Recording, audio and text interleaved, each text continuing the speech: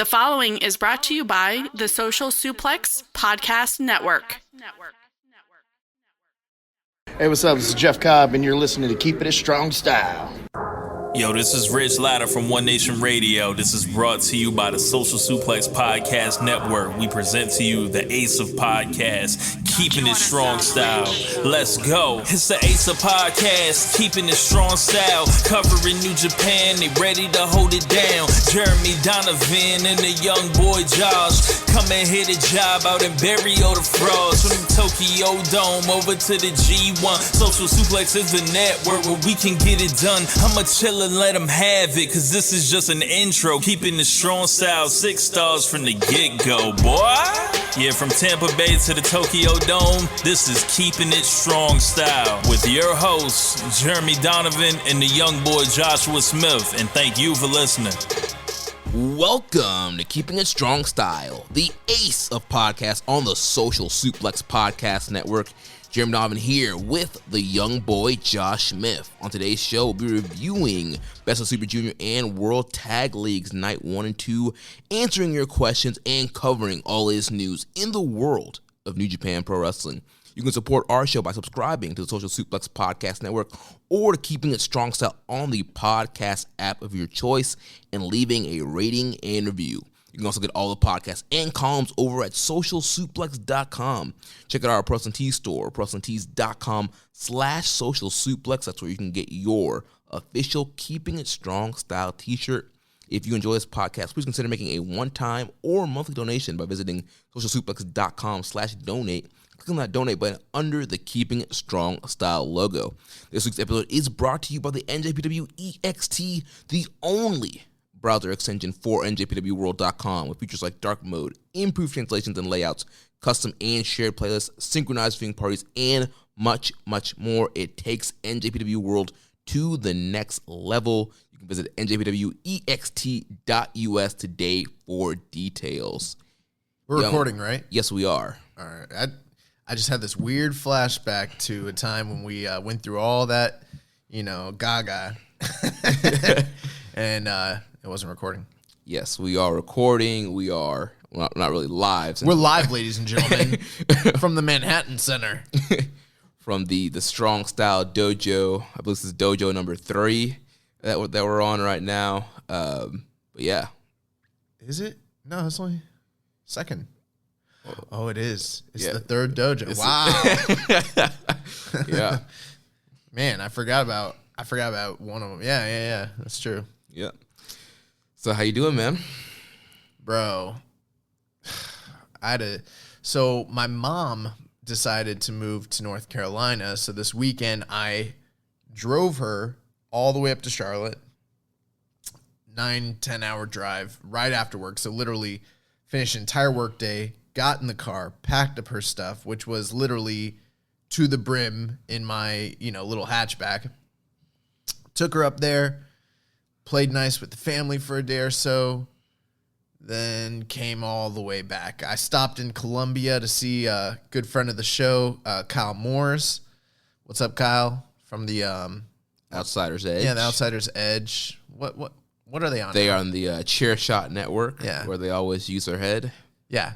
I was gonna say like Lords of Pain, and then I was like, I think it's like Front Page or something. I don't know what it was. Yeah, they're on Chair Shot. So check them out. But stopped, had a responsible, socially distanced outdoor brief lunch with him, and then hit the road, man. And I've been wiped out from that wrestling training last night. Tons of bumps. I'm hurting, man. Yeah, man, you're killing it. Yeah, I'm killing something. Well, before we jump into the show, just some quick housekeeping items. You've probably already seen the announcement on our Twitter and the Discord channel. We are switching up some release dates for Keeping It Strong Style. So obviously you know that we are now recording on Tuesday night and the show will be dropping on Wednesday. That'll officially be starting soon. So it's starting this week, but next week I think we'll have a little bit of an earlier release to do some scheduling stuff. And then after that, every Wednesday morning, Keeping It Strong Style will be dropping on the network feed and our solo feed. Yeah, I saw some speculation on the Discord as to what prompted this move, because we've been at the same time, time slot last for 3 years. 3 years, and didn't think we were gonna move it, but the speculation was, did it have something to do with Jacksonville? Did it have something to do with Duval County and Tony Khan? And it absolutely does. And I am officially signed. I am all elite. No, The young boy Josh Smith is all elite. I'll be making my in-ring debut on Dark. No, my wrestling trainer, Matt Seidel, was officially, he signed on the dotted line for a contract. So we used to have Wednesday night trainings. Those are no longer the case. So Mondays will be the day that I'll be training, which means we got to move the show. Yeah. Which, congratulations to Matt Seidel. That's pretty freaking awesome. I told him last night, I was like, yeah, man, people are starting to speculate. They're putting 2 and 2 together. And he's like, oh, no, alert the dirt sheets. He's like, don't let Dave get a hold of it. Yeah, the graphic came out today. Yeah, so Matt Seidel officially is all elite. And so, keeping a strong style, we're not going anywhere, just changing days. And also the best way to keep up with the show is make sure you are subscribed to our show. There's 2 options. There is the Social Suplex Podcast Network feed. When you subscribe there, you get all the great shows on our network along with Keeping It Strong Style. Or if you're just a diehard Puro fan and you only care about New Japan, you can subscribe to our solo Keeping It Strong Style feed. But you know what? While Jeremy has gone ahead and shamelessly plugged us twice already within, less than 5 minutes, I'm going to go ahead and implore you guys, please leave us a rating and review. The numbers are pretty astounding for how many people are listening to this weekly, and we would like to see those numbers rise as far as viewers. And the way that happens is the algorithms really depend on you guys rating us, reviewing us. I know you probably don't rate and review anybody you listen to, because I don't really, but it helps us. And we're a little grassroots operation, been coming at you for 3 years, some of the best content out there. So we really appreciate it if you would. Yeah, leave that rating and review on both feeds. Subscribe to both feeds. Help us jack those numbers up. Leave the review on both feeds. Help us get over on those wrestling podcast charts. Listen to this worker. And one last thing I got to plug, the Keeping It Strong Style year-end awards. You guys know that our voting period ended with Power Struggle. The young boy and I, we are finalizing some nominees in some few categories. Hopefully, maybe this weekend, beginning of next week, we will get the ballots ready to be released for you guys to vote. And then, of course, we'll do our bonus episode sometime where we kind of break down all the categories and nominees. I know traditionally we have Rich Latta on for that show. Don't know if we'll have him on this year. I don't know. He's talking some bullshit about how New Japan is dead. I don't know. Might be a little too extreme for my taste. No, but we got 19 excursion matches we got to get through. Yeah. So we need to figure out a view. Between that and Tag League and that's Super hard. Juniors. It's hard, yeah. But we need to get it done. We got to. Yeah. We owe it to the people.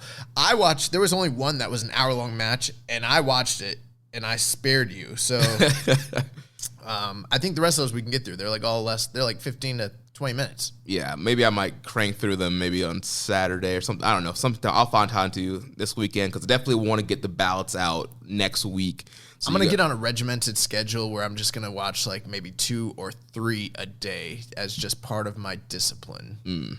Yeah, I might need to do that so that way we can get those ballots out. One of the matches is from OTT, Gods, Kings, and Monsters, and it's Jeff Cobb against David Starr. And like Jeff Cobb versus Redacted? Yeah, versus Redacted. I can't find it anywhere. It's the weirdest thing. I don't know. It's probably not going to make the list. man got wiped from the internet. The rumor is that the match was fantastic, but it was, before speaking out. So I don't know. Yeah. But literally, I can't find it, though. Like, usually you can find OTT always. I can't find them. Well, maybe that just will not make the list. So be on the lookout for our awards. We will drop them in the Reddit, in the Discord, on our Twitter, @KIStrongStyle. But enough of putting ourselves over and plugging all of our upcoming stuff. That's all this show is putting ourselves over. What are you talking about? Let's get jumped into World Tag League Best of the Super Juniors. We had night one. Can you imagine that? Like, if I ever told you in the past, like, you'd be announcing, well, let's get into World Tag League and the Best of the Super Juniors. Yeah, that's absurd sounding. It's very weird. You know what it feels like to me? This feels like Super Juniors light. Do you remember those memes where it'd be like, Mom, can we get McDonald's? No, we got McDonald's at home. Yes. This is like, Gato, can we get Super Juniors? Nah, we got Super Juniors at home. That's what this is. Yeah, and so we had night one on Sunday, November 15th. It was a combined show for the first time in a long time. We had 10 matches, 3.5 hour plus show. So, young boy, what were your overall thoughts on World Tag League Best of Super Juniors night one? I don't want to be too critical, but I mean, just as a general viewer, I gotta say I'm not really enjoying the format very much. It's just too drawn out. That's not to say the wrestling's bad, but I mean, it's something. Remember I said the other week that I was fearful that we're right around the corner from dome season. This is the time of the year where wrestlers take it easy. And normally the first night, at least the very, very first night of World Tag League, even though World Tag League's not usually like the greatest thing, the first night usually has quite a few bangers, you know, and you're like, oh man, maybe this year they turned things around. But this year, not to say it was bad, but it felt like a night, like 8 Tag League night. Yeah. And like the matches were graciously pretty much kept short, but they had to be because there was 10 matches on the card. I mean, the main event was awesome, but I don't know. This just didn't feel like Super Juniors to me. It definitely feels like Tag League to a certain degree, which, you know, associating Super Juniors with Tag League isn't necessarily the best thing in the world because it's kind of their lowest level, you know, tournament. Yeah. We did have a question here from Reddit user PC91 asking, what do you think about the format of the combined Best of Super Junior World Tag League show? He says, I felt exhausted by the end of it just watching it, let alone being there live. I have a friend who was there live on Aichi, and he said many people had left before the main event, and for those who stayed, they were out the door as soon as the bell rang for the end of the last match. It's especially interesting as due to COVID-19, they have been asking crowds to stay seated until the end of the show, until their section of seating is called, and they can leave. But I noticed after Hiromu's promo, the place was already cleared out. Yeah, I noticed watching it back. And full disclosure, ladies and gentlemen, I have not watched Night 2 yet. You heard my crazy schedule, so I just finished Night 1 tonight, and I noticed that when he was doing his promo, it was like, you know, a quarter-filled arena because half the people had already left. Right, and I definitely agree with you and PSA91. Not a huge fan of the format. You know, it's been a while since we had that like 3.5 hour plus show. And you know what? I don't mind a 3.5 hour plus show if, you know, it's going to be a solid stacked card. You know, your Wrestle Kingdoms, these big pay-per-views that kind of go along and have these kind of stacked cards. But for a World Tag League / you know, Best Super Junior Light, not sure how I'm digging those combined shows, and it just felt really, really long. Even though the matches were kind of in and out, like you mentioned, 10 matches kind of get in and out. The semi-main and main got a little bit more time than some of the earlier stuff, but yeah, it just felt really long to get through. One other reason that it felt prolonged is I'm starting to stream now to my Chromecast for the first time since they did the update and got rid of the app. And I've noticed that it plays fine. You can play it from the actual app. A lot of people were concerned about that. You can. But one thing, I don't know if other people are running into this, I cannot fast forward at all. Nothing. So I have to sit there and like sit through the cleaning, sit through all the entrances, and you know, generally I don't do that if it's Japanese commentary. I might stick around for English commentary because they might be filling in some gaps or something, but like on Japanese, I pretty much skip unless I feel like there's a, you know, an angle or something coming up. And right. Yeah, man, I felt all of that 3.5 hours. I know. I turned it on. I was like, oh my gosh. I think it was like 3 hours and 41 minutes was the exact time. I was just like, jeez. The thing is, if you're going to, like you said, I'm fine with 3.5 hours, but if you're going to do it, it better be blow away. Right. You know, the good news, there's only 2 other nights where they're doing this. It's the last 2 nights. Right, and then so the rest of the tour before then it'll be alternating. So we had the first big show on the 15th. On the 16th we had the World Tag League show. Then tomorrow or today, as you're probably listening to this show, we'll have the next Best of Super Junior night. The best of the Super Juniors. Yes. What did I say? Oh no, I'm just emphasizing the fact that it's the best of the Super Juniors. The rest of y'all that got left out, y'all wasn't the best. So all y'all in the Super J Cup, Yeah. y'all ain't the best. Yeah. Second, what would you, I don't know. I don't have a good thing. I'm tired, bro. I'm delirious. You're the booker of ROH? No. So let's talk about these this first night World Tag League Best of Super Juniors. Also, I don't think we really need to go blow by blow here, but we can kind of talk about just our overall thoughts on the matches, any kind of highlights or angles that it might have happened in these matches. So we kicked off the first night opening up with a World Tag League match. We had the reuniting duo of Tomohiro Ishii and Toru Yano, the lineal provisional KOPW champion. Why would you announce that? Defeating the Bullet Club team, we have a returning Bad Luck Fale, the underboss, teaming up with the Crown Jewel Chase Owens. We had the Chaos team defeating the Bullet Club team 5 minutes and 35 seconds. I was out of town, and my girlfriend decided she's going to watch this without me, so I was like, cool. And then she hits me up, and she was like, this show sucks. She's like, it's boring. There's nothing been good so far. And she's like, and who the heck was that Bad Luck guy? He is terrible. I was like, he's very important to the infrastructure of New Japan. She's like, I don't care. He is an awful pro wrestler. And I was like, I was just laughing, bro. Ishii and Yano back together. Yano can try to flirt around with other, team members, flirt around with your Colt Cabanas, try to go back to Togi Magabe, different people like that. But it's always your tried and true that you come back to. Yep. So last year you mentioned he was teaming up with Cabana in the tag league. So back here for his normal tag league partner Tomohiro Ishii. Not much to say about this match. I mean, it was what it was. The finish came down to Toru Yano pinning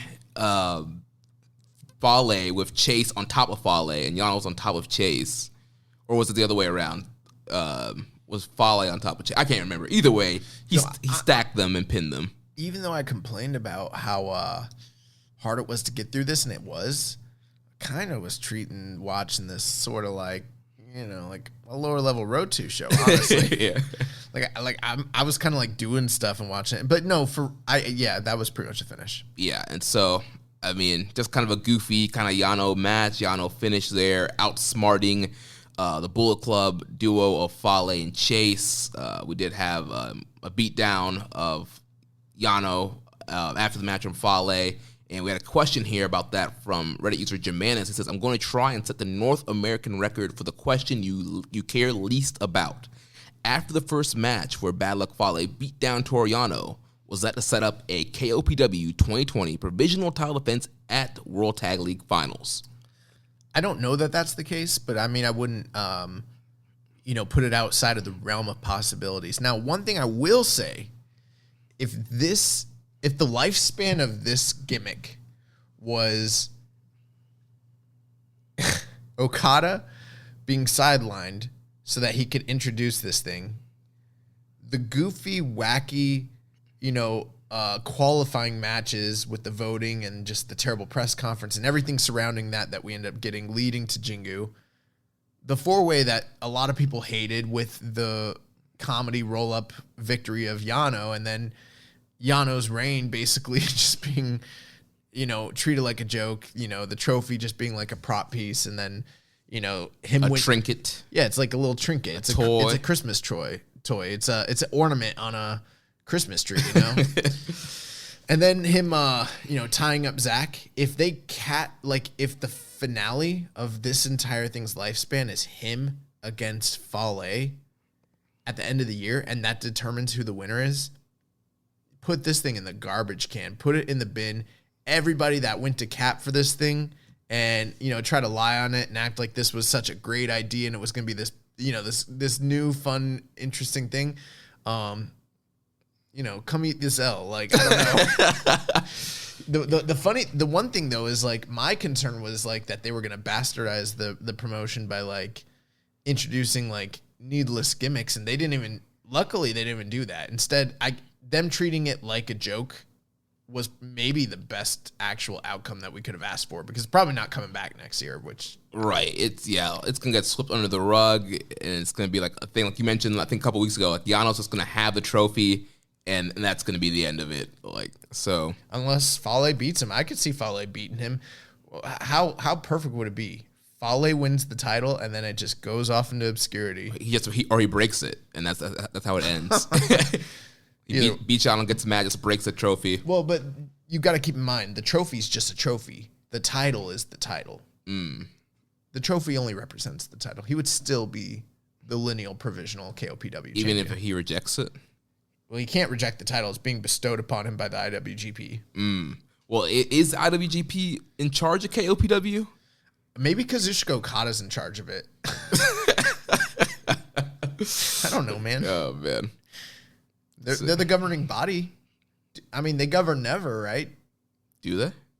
Is there a Never body and an IWGP body? Are they those two different things? There might be a Never division of the IWGP body.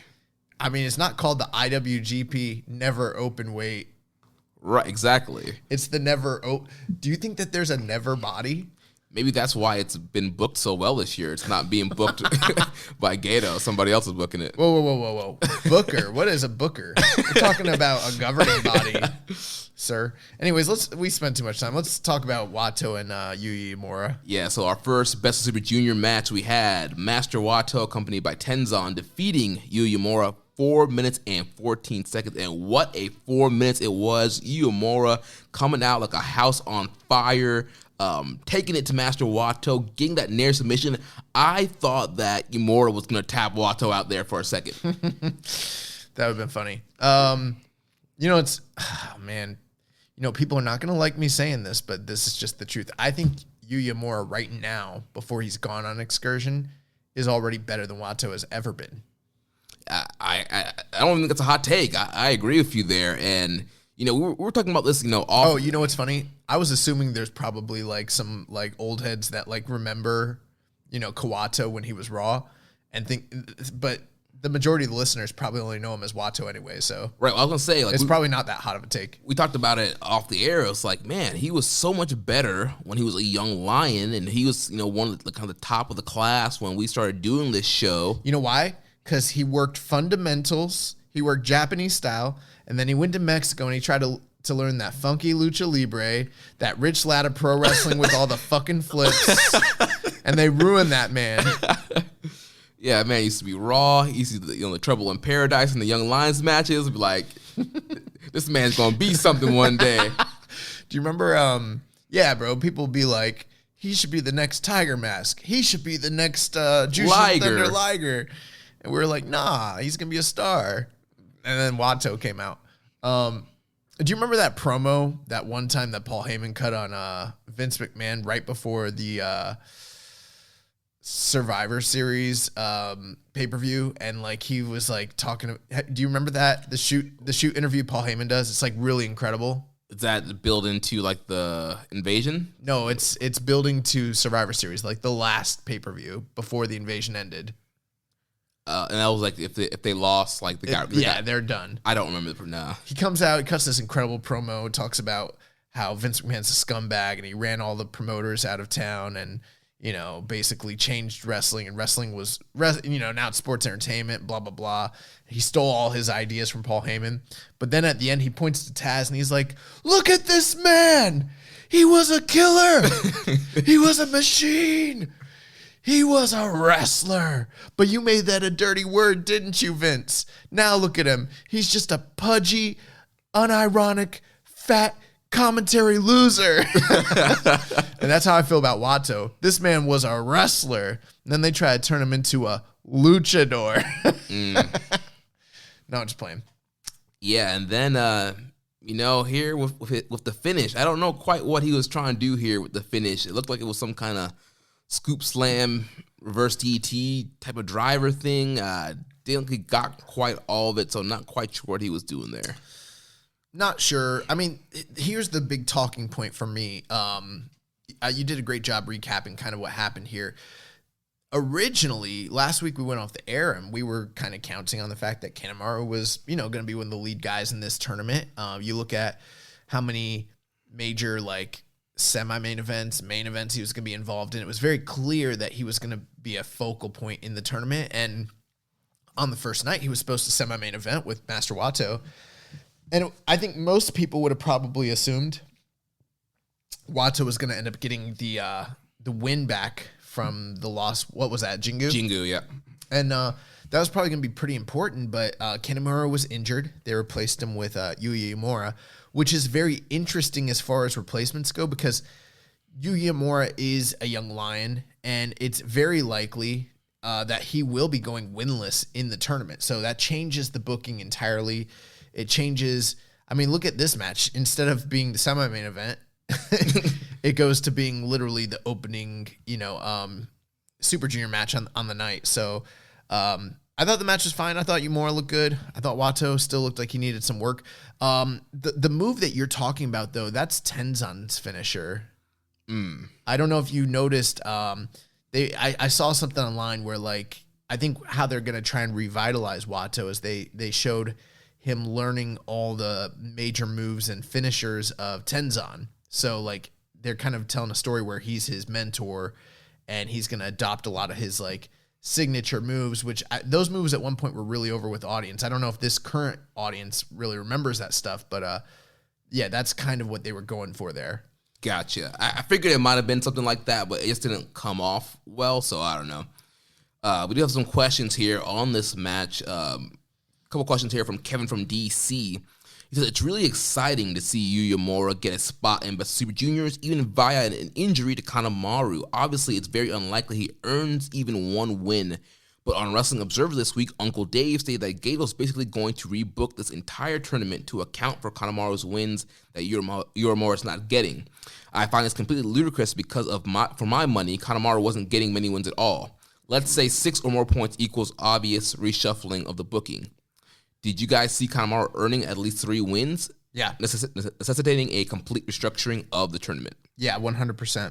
And I'm not caught up on Observer or anything like that, so I haven't heard his take on anything since Kanemaru was injured, but 100%. The evidence is right there that he was going to be involved in quite a few semi-main events and main events. If you looked at the original schedule, he always plays spoiler or upset artist in these tournaments. Right. He's the one guy that is always going to get, not just one, he gets several upsets in these Best Super Junior tournaments. He's that one guy you just think is not going to, you think, because, he's kind of a opinionated guy in Suzuki-gun. No, he's, a crafty veteran. He's been around for a while, solid worker. He can have a solid match. And then because obviously it's Suzuki-gun and kind of their tactics, he can easily Satori surprise, low blow roll up, use a ref distraction, and Kanemaru can pretty much pin anyone and get wins. Yeah, that's the situation. So they absolutely would have had to completely rebook the entire thing, given the fact that they enter. And that's the point I was trying to make earlier. Not that Yuya Uemura doesn't deserve to be in, but that it does necessitate an entire rebooking of the tournament at that point. So it's going to be interesting to see how that really affects everything. The signature move or the finisher that it's the TTD, the Tenzan Tombstone Driver. Gotcha. Yeah, it's a sit out cradle reverse pile driver. So gotcha. Yeah, and then there's the Tenzan Tombstone, which it's like a kneeling cradle version of it, and I saw him working on that too in the pictures they showed. So I won't be surprised if he's doing diving headbutts, anaconda vices, and stuff like that during this. Mongolian chops. Oh yeah, Tenzan does that. Yeah. Next question from Karen from DC says, I know the goal of any type of pile driver is not to actually spike the opponent's head on the ground. However, that new finisher by Master Wato certainly does not slap. Since this is the official podcast of jumping to conclusions far, far faster than they should, I now offer you 60 seconds to bitch about Master Watto and how he has likely regressed since his Young Lions days. Your time starts now. Well, here on Keeping It Strong Style, not only do we jump the gun, but we also like to stay Ahead. We already did this. And you know what's funny? I didn't even this week, because I'm so like, I almost feel jet lagged, even though I was in the same time zone. I haven't read any of I don't know what questions are coming this week. So like, I didn't even know we were doing that. Yeah. I wish I would have saved it, to honor Kevin. Well, he's got plenty more questions, so we can honor him later on. Did he spike Yumura's head? He didn't. And I think that was his complaint. Oh, so like he was too far away. Yeah. Better too far away than plant the guy. The problem was he was safe, Josh. Listen, this man was protecting his opponent. There was cooperation. Obvious cooperation? Yeah. That's the name of the game, brother. Also, I'm going to start saying brother. I'm allowed to now. I'm also allowed to start saying daddy. That's the name of the game, daddy. Are you going to start referring to us all as marks now? I already do that. I always did that. What are you talking about? Bro, every week Jeremy sends me the numbers and I'm like, this many listeners? Ha ha ha ha. Fucking marks. Oh, man. So, next question here from the Discord. Stale Burger Bun says, can you come up with a gimmick for a young boy returning from excursion worse than Great Okan and Master Watto? I'm not really going to complain about Okan too much. Like, they're already rehabbing the gimmick, and like he just started, so I'm not really too worried about it. Watto, I think there's more complaint for Watto because the guy's been back for, when he came back during the, what's it called? During New Japan Cup, right? Yeah, that was the final show. So, when was that? June, July? Yeah, it was like June maybe like the end of July, because it was going into, it was before Dominion, right? Yeah, I'm not even really too concerned about the gimmick. There's a lot of gimmicks that I think shouldn't necessarily work that just do. What I'm worried about is the work, Right. That's the big problem for me. But, hey, some people don't like the gimmicks. I get it. Can you come up with a gimmick for a young boy returning that's worse? I'm sure you could. There could be way worse. There's been a lot of terrible gimmicks. Remember Naked Midian? Yeah. He could, have a split personality and be like a Mr. Rogers character and do like a kid's TV show and then switch to some unstoppable monster that's in love with, one of the women wrestlers, He could be like an American File. I don't know what the word is, but he could just like come in and like rock Trump shit, and he could be a MAGA. Yeah, bro, he could come in and be a MAGA guy, which is fine. Hey, if you are, that's fine, whatever. But that wouldn't necessarily be a great Japanese pro wrestling like gimmick. Yeah, he could come in. He could be a modern day Majaraha. He could come in and like be a heavyweight, but he's not a heavyweight, and like walk around like he's like. That might get over, actually. You mean like Crash Holly? Yeah, like Crash Holly. He's 5,000 pounds or whatever. Yeah. I don't know, man. I'm not, like I said, I'm not really too worried about any of that. What I am worried about is the work and the fact that, A, this guy hasn't adjusted anything about his gimmick since he came back, and it's clear there's clearly issues there. And then, B, the work hasn't improved. It wasn't good when it was in Mexico. So, yeah, I'm concerned. And I'm also concerned because I feel like he might win this shit. Oh, man. So let's talk about a guy who has readjusted. So we had our next World Tag League match. We have the Empire, Great Okan, and X. X was revealed to be Jeff Cobb. And damn. Okan and Cobb, they defeat Hinar Ace, Hiroshi Tanahashi, and Toa Hanare. 2 minutes and 28 seconds. That's delightful. Hinares. Hey, that's their team name. It's official. Oh, is it? Yeah. Nice. Dude, are they showing the graphics with the people with the tag names on them? No, but on like the New Japan website, it says Honares. The old tag leagues, they used to like show the graphics, and then they would have like these makeshift like tag team names that came from out of fucking nowhere. They'd be so weird. I loved it. Yeah, 2 minutes 28 seconds. The Empire wins. Jeff Cobb, the big surprise.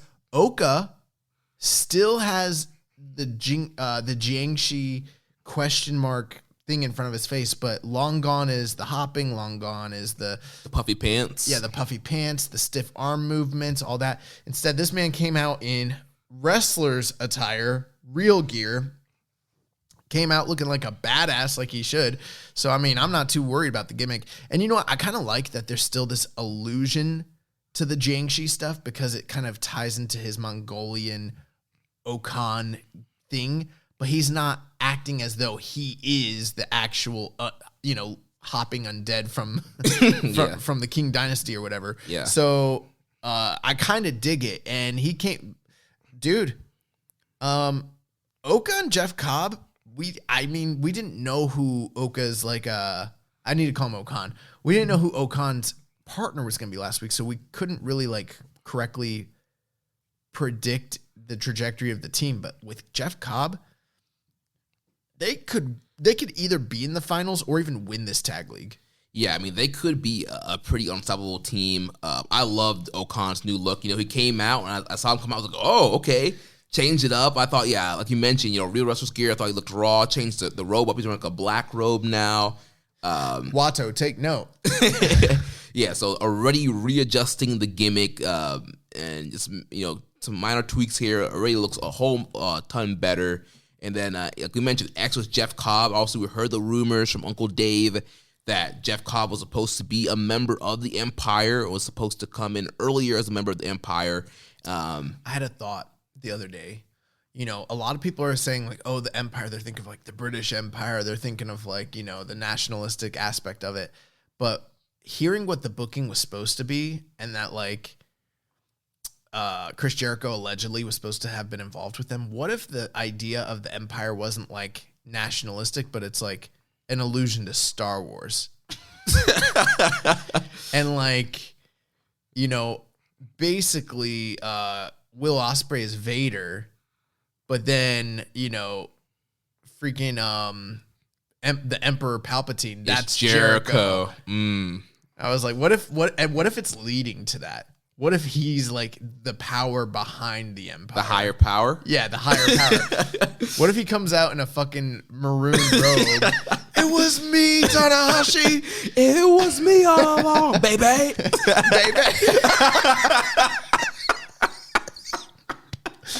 Oh my God. So if that happens, we called it first. Yes. Fuck Dave Meltzer. Ahead. So we have a lot of questions here. I think that could lead into some talking points about this match and Okan and Cobb. So first from Reddit user Viking Pain, his thoughts on Oka's new gear. He says, I like it. I thought the Jiangxi look was dumb from the get-go, and I'm glad he dropped it. So pretty much kind of covered that already. Next question here from Reddit user Broken Mug 64 says, how about your thought on Cobb turning heel?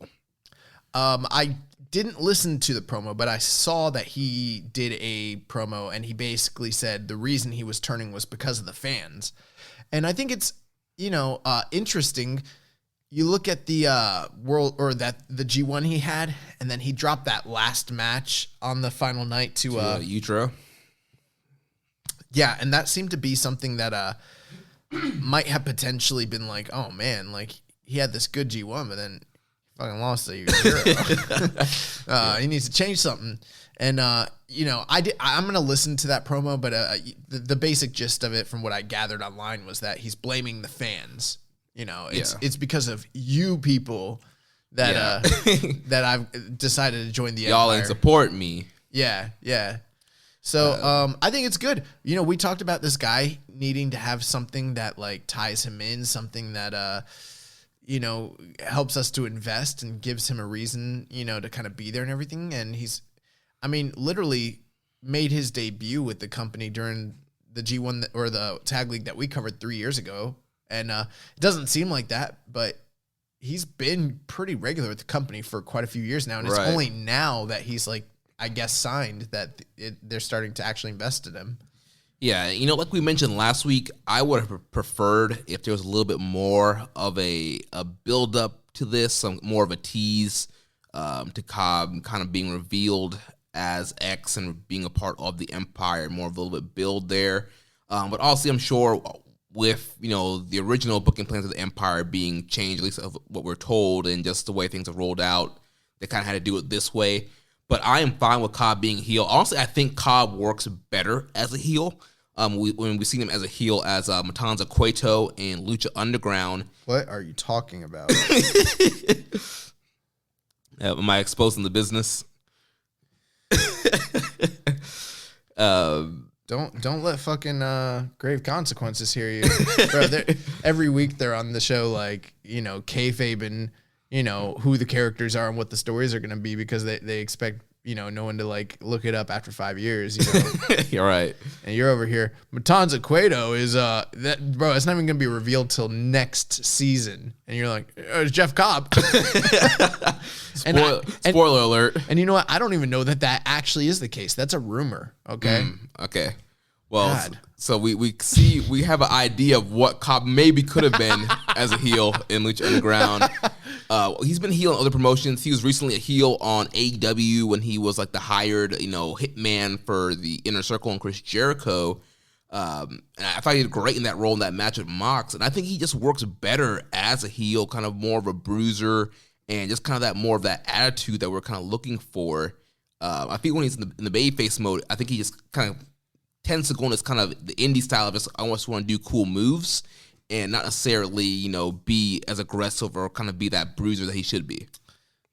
Yeah, I'm looking forward to it. I can't really agree with you in the sense that I haven't seen enough of him as a heel to make a definitive claim as to what I think he is or is not capable of just yet. But, and I didn't even really see the killer instinct here, because in this match, not to say he didn't get his stuff in, but it was 2 minutes, 28 seconds. They pretty much primarily just attacked Hinare, and it looked like a lot of it was, Okan. So it's going to be interesting to see how he kind of develops, but he's needed an edge. Right. So this is probably good. My only real thing is like, who's the pin eater? That's why I think they might do well in the tournament, because I'm like, they might go the route that they have in the past with when they have two guys that are on similar level playing field, and they might both eat a couple pinfalls. But I think they're going to be like right there at the top when it's all said and done. I don't see them going more than 4 losses max. Right. Yeah. They're a powerful team. And so, but, spoiler alert, we'll talk about who the pin eater is on night 2 of World Tag League. Oh, see, because I haven't seen it yet, so I don't even know. Yeah. So it's probably Jeff Cobb. We'll talk about it. So next question here from our user Rambo and Slam Pig. Do you think they will bring someone in to fill the junior ace slot of the Empire? If so, is anyone on the roster a good fit? I could see either Show or Yo leaving Chaos at some point if Roppongi 3K has run its course. ELP would also fit with the Empire vibe. What do you think? A lot of people are speculating Robbie Eagles. I'm not as tied into that theory as everyone else, but people really are like buying into that theory just because of the connection between him and Ospreay. So right, obviously pre-COVID, Birds of Prey. We saw all that big storyline that Robbie finally coming to Chaos, turning on Bullet Club, then forming this team, and Ospreay was the one that really wanted to bring Eagles into New Japan to kind of be with him, and so if I was him, I'd use Oku. Michael Oku. Yeah, absolutely. I mean, he just turned heel, so he's already heel over in the other company. He's the champion of Rev Pro. You got the 2 champions. That's right. Yeah, he defeated ELP. I forgot about that. Yeah, I mean, that makes a lot of sense to me. And he's someone that the company was already looking to. Remember, he won the British J Cup the other year. So I would bring in. That's who. If it was me, that's who I'd bring in. Yeah, that makes a ton of sense instead of turning somebody else on the roster. Plus, us.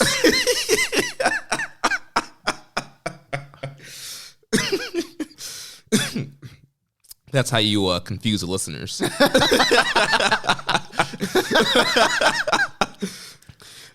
So moving on to this next question here from Rambo and Slam Pig. He says, it hurt my heart to see Tanahashi and Hanare get squashed the way they did. What do you see next for the Ace? What about Hanare? Let's be clear here. Ace didn't get squashed. That shit falls on Hanare. Bitch ass. This man was doing all this Muay Thai training. Yeah, bro. This man been in isolation and quarantine, getting the best shape of his life. Yeah. Learn all these kicks, these strikes. This man came out here, ate a job. Yeah, bro. That shit don't work. Learning all them funky Muay Thai moves. Why don't you be a real man? Learn some wrestling holds. Learn how to grapple. Learn how to apply a hole, son. Yeah, where the fuck was your fighting spirit? 2 minutes and 28 seconds. You got your ass beat. Tanahashi didn't even get to tag in, bro. I guarantee you if Tanahashi tagged in, that shit wouldn't have happened. Fuck. Yeah, I guess the IWGP wasn't wrong for keeping Hanare out of the G1. Right. Man, can you imagine? I guess they were right to put Yujiro in. At least he got one win. Held his own. This man got his ass beat by a young boy, Oka. Come on. Yeah, it was kind of surprising seeing them get steamrolled so quickly. Also, Hanare has been making improvements, and you're thinking, at what point does he get elevated past this, young lion / pin eater phase? And obviously the time is not there yet, him getting steamrolled. And obviously they're telling the story with Tanahashi of just kind of, being, on the decline. And so that kind of played into this matchup as well. So, yeah, it was very interesting. What can you say? Hanare's been gone. It's been due to COVID. I'm not too worried about it. As far as Tanahashi, I think a lot of people were very concerned how there was, after the match, there was a beatdown. They took a chair to Tanahashi. And I think a lot of people are concerned that this is some sort of implication that there's going to be, some style of match between these guys leading into Tokyo Dome. I don't know that is the case, to be honest, but it was only the first night, so I don't know what they're doing with the Empire. Right. In the beatdown on Tanahashi, that could have been just to set up Tanahashi having an easier, working easier in the matches. He has an excuse not to go all out on his tour. Yeah, I don't know. To me personally, it just felt like a self-contained story. It didn't feel like an overarching angle, the way that they would usually put emphasis on something. And maybe it is. Maybe, I don't know. My initial reaction was like, oh, maybe they are... Because, Tanahashi, we have a question here from EMJSPR. What the heck is Tanahashi going to do for Wrestle Kingdom? It's not quite clear what the Ace is doing, and we speculated maybe a He's working with the dads, bro. 8-man tag. Him, Kojima, Tenzan, and Nagata in the opening match. Yeah, bro. Nakanishi said, I'm giving you my spot. Just like Arn Anderson did to Kurt Hennig. Maybe that's the case, but we speculated last week, may potentially, Shingo, never title match, maybe a rematch with Sonata or something like that, but they could, if they really want to push Okan and get him on a big stage early in his career, they could do a match with Tanahashi. I thought this was just something to get some heat. That's all I thought it was, personally. I could be wrong, but we'll see. Yeah. See how it plays out. And plus, especially since it's happened the first night, maybe if it was more towards the end of the tour, it might make more sense for a dome match, but... I don't know, it just didn't seem... It seemed like a really short angle. They, attacked him and got out of there. That's just kind of like one of those, little heat-grabbing things, It didn't feel like... Yeah. So, Kevin from DC has asked, Jeff Cobb formerly debuted as a member of the Empire. We can finally stop talking about the mysterious X's. Now that we can all see how Cobb wrestles as part of this new team, I don't really get it. He didn't change his gear, mess with his look, or really alter his wrestling style that much. He even continued to use Tour of the Islands as his finisher. Although it is one of the coolest moves in the wrestling, without a doubt, I also thought if they brought in someone a little lower on the totem pole, that person could eat some losses while protecting Okan. It's almost like they want to go all the way with this team. What are your thoughts on the Empire business so far? Yeah, so far, based off, we're talking about night one here. Night one, they just came across super dominant. Also, it looks like these guys are going to be players throughout this tournament. You got two strong guys here. Besides night 2, I don't think they're going to be eating many more losses after that. And so far, the one thing I really like is the fact that they're not really cheating. They did, bum rush these guys before the bell, but besides that, they pretty much just wrestled clean for the most part. So really happy for that. No, pushing the ref down or ref bumps or any shenanigans or run-in. We had no Ospreay, no B. Priestley. So that's very encouraging to see that we're going to have a heel faction that are just kind of, badasses that can just run over people. And the heat is that they're beating your favorites up. So I think that's good so far. I wouldn't complain. To me, when they brought in Jeff Cobb, I was glad that they didn't do a complete 180 because for me, it wouldn't have made a lot of sense for him to just be completely different out of nowhere with no build-up. Right. In fact, he wasn't even, correct me if I'm wrong, I felt like Oka was the one basically using the chair on Tanahashi, and Cobb was just kind of standing there like heavy, wasn't doing much. And I was like, I don't want to read into it too much, say he was conflicted, but he hadn't gone full on then you see the promo later, and, there are some shades of gray in New Japan. So, who knows what his story arc within this group is even going to be. But there's plenty of time if he does want to adjust some things or make some changes to kind of align himself more with the group going forward. Plenty of time for that, It's not like, Triple H didn't show up first day for DX and suddenly have, spray painted green DX stuff all over his shit. Right, yeah. Man was still a blue blood. Yeah. Takes time. Let it simmer. Let it cook. Yeah, let it cook, man. It's fine. One thing he could do, he could pull Shelton Benjamin, put the X in his middle name. He could be Jeff X Cobb. Yeah, I guess he could. Except for the X thing was kind of like a, you know what I'm saying? No? Oh. Yeah, it's like a Malcolm X reference. Oh, okay. So, I don't know. That was like an allusion to the Nation of Islam. I don't know if Jeff Cobb wants to be coming out here calling himself X, Oh, man. So moving on to the next matchup here. Best Super Juniors, we have the return of the Sniper of the Skies, Robbie Eagles. He defeats Doki, 10 minutes and 35 seconds. I thought it was pretty good. Rob Eagles has new music, right? Nope, it's the same solo music. Man, I don't remember his music. Yeah, but he does have new gear, new entrance attire. I thought his new look was pretty awesome. I thought the match was good, Yeah, I really enjoy this match. I love Robbie Eagles' offense, and I just love how everything kind of builds that Ron Miller special. That single leg drop to the knee, the 450 splash to the knee. Everything he does it in an innovative way that eventually leads to that Ron Miller special. Well, one thing I don't like in wrestling, and this is just nitpicky, I don't like when something happens that would never happen for anybody else. So, for instance, remember, Del Rio used to do the double stomps to the guy that's in the hangman. Trio Woe position. Yeah, the Trio Woe position. Okay, that never really worked for me because the person is holding themselves up by the ropes and it's an unnatural position. Or Cena's leg drop while the person is in a crouched over position. Yeah. Doesn't make sense, But then I've seen someone else recently, I don't remember who it was, they did the same Del Rio spot, but the way that they did it was they pulled the person up. I know what you're talking about, yeah. And then jumped up and did it. And so it wasn't the person having to... Now, did they still grab with the free arm? Did they grab the rope? Yeah. But they're being pulled up, you know what I mean? So the person is setting it up. Robbie has some things in his match, most notably the 450 to the leg. Nobody else does that. It's kind of unnatural. But he's calculated in how he does it, and he is clearly aiming for it, and he sets the shit up. I like it when guys if they're gonna do something unique, they set it up. You know what I mean? Yeah.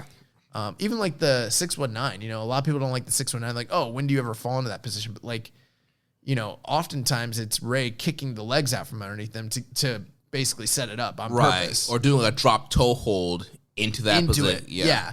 So, I like when people aim for that sort of thing. And, he always sets up the Ron Miller special with that 540 or 450? 450, yeah. 450, yeah. So, I like that. Yeah, I thought Doki looked good as well. I love his springboard outside to the inside AT thing he does. He tried to set up that suplex de Luna, which Eagles reversed into a great near fall into a cradle. But yeah, Doki looked good. Eagles look good. Looking forward to seeing both of these guys in the rest of the tournament. Bro, we lost Kanemaru and Ryu Lee. We got Doki and Uemura. But Robbie Eagles picks up 2 points, moves on. Next match of the night, Dangerous Techers against the Team of Chaos, Hiroki Goto and Yoshihashi, a rematch of the recent great match that they had for the tag team titles. 10 minutes, 29 seconds. I thought this was one of the best matches of the evening. Yeah, it was a pretty good match. I think it started off a little bit slow with Taichi and Sabre kind of cheating, choking them out with the cable on the outside. It's kind of building up some heat. But then once you got kind of toward the middle of the match, things really picked up there. And we kind of got that fast pace that we've been seeing from Goto and Yoshihashi, and then Dangerous Techers. Such a great team, how they work together. And then the finish just kind of came out of nowhere with Sabre ending up rolling up Yoshihashi. Yeah, and was this the match where I think Yoshihashi tried to reverse the roll-up and then Sabre reversed it and then finished him? Yeah. Yeah, so, I mean, I like the match a lot. It's not like a blowaway or, a notebook match or anything, but out of most of the tag matches I saw this evening, Dangerous Techers, again, leading the pack in another Super Juniors. This is the third year in a row now, so that's pretty crazy. But yeah, I thought that Goto and Yoshihashi were going to get the win here since they lost the title match to set up a potential, maybe another rematch. Nah, bro, their story arc is done. Eat this L, go back to never. This is the IWGP League. But they move on. After that, we had Sho against Bushi, 10 minutes and 20 seconds. Yeah, so another solid matchup here with Sho and Bushi. Sho looking really good here.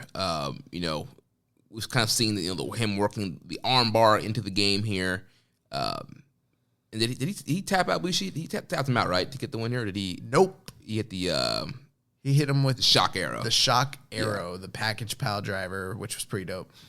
That's right. Yeah, getting mixed up with. I was looking at the thinking about the recommended match of the week with Sho working that arm bar so much that we'll talk about later. But yeah, package pile driver beats Bushi, picks up 2 points here. After that, World Tag League match 2020, Bullet Club, Team of Evil, and Yujiro Takahashi with Dick Togo. They defeated the LIJ team of Sonata and Shingo Takagi. I saw someone online saying that they should call this team Dragon Skull. Yeah, I saw that comment. But 12 minutes, 20 seconds, and Evil and Yujiro, they cheat. Yeah, low blow into the Everything is Evil STO. Kind of surprising here. A lot of people were like looking at Sonata and Shingo like, wow, that's kind of another super team. You have, Sonata, a guy who just was in the G1 finals. You have Shingo, who just won back the Never title. Two kind of protected guys, who's strong guys, like who's the pin eater in this scenario here. And then going up against Evil, who's teaming with Yujiro, who's, the ultimate pin eater. But it was Evil pulling out the win here. Bro, Sonata's a fucking loser. He lost to Zack Sabre in the Tokyo Dome to try and win the British title. He lost in the semifinals of the New Japan Cup to Evil. He held literally no titles this year. He lost the finals of the G1. Like, this man is a fucking loser, bro. And you can change your gimmick all you want, but, like, no title wins, no tournament wins, and now you're jobbing to the dude that you've been winning all these tournaments with in the past. What a loser. So yeah, Evil hit the low blow on Sonata. He couldn't even win the KOPW title, bro. Right. Fucking loser. So yeah, very surprising here. Evil and Yujiro start off the tournament 2 points. Evil beating his former partners, former LIJ team, and their Bull Club. They're on the roll here. Shingo's probably thinking like, let's just get this shit over with so I can go to the Tokyo Dome and defend my gold. Right.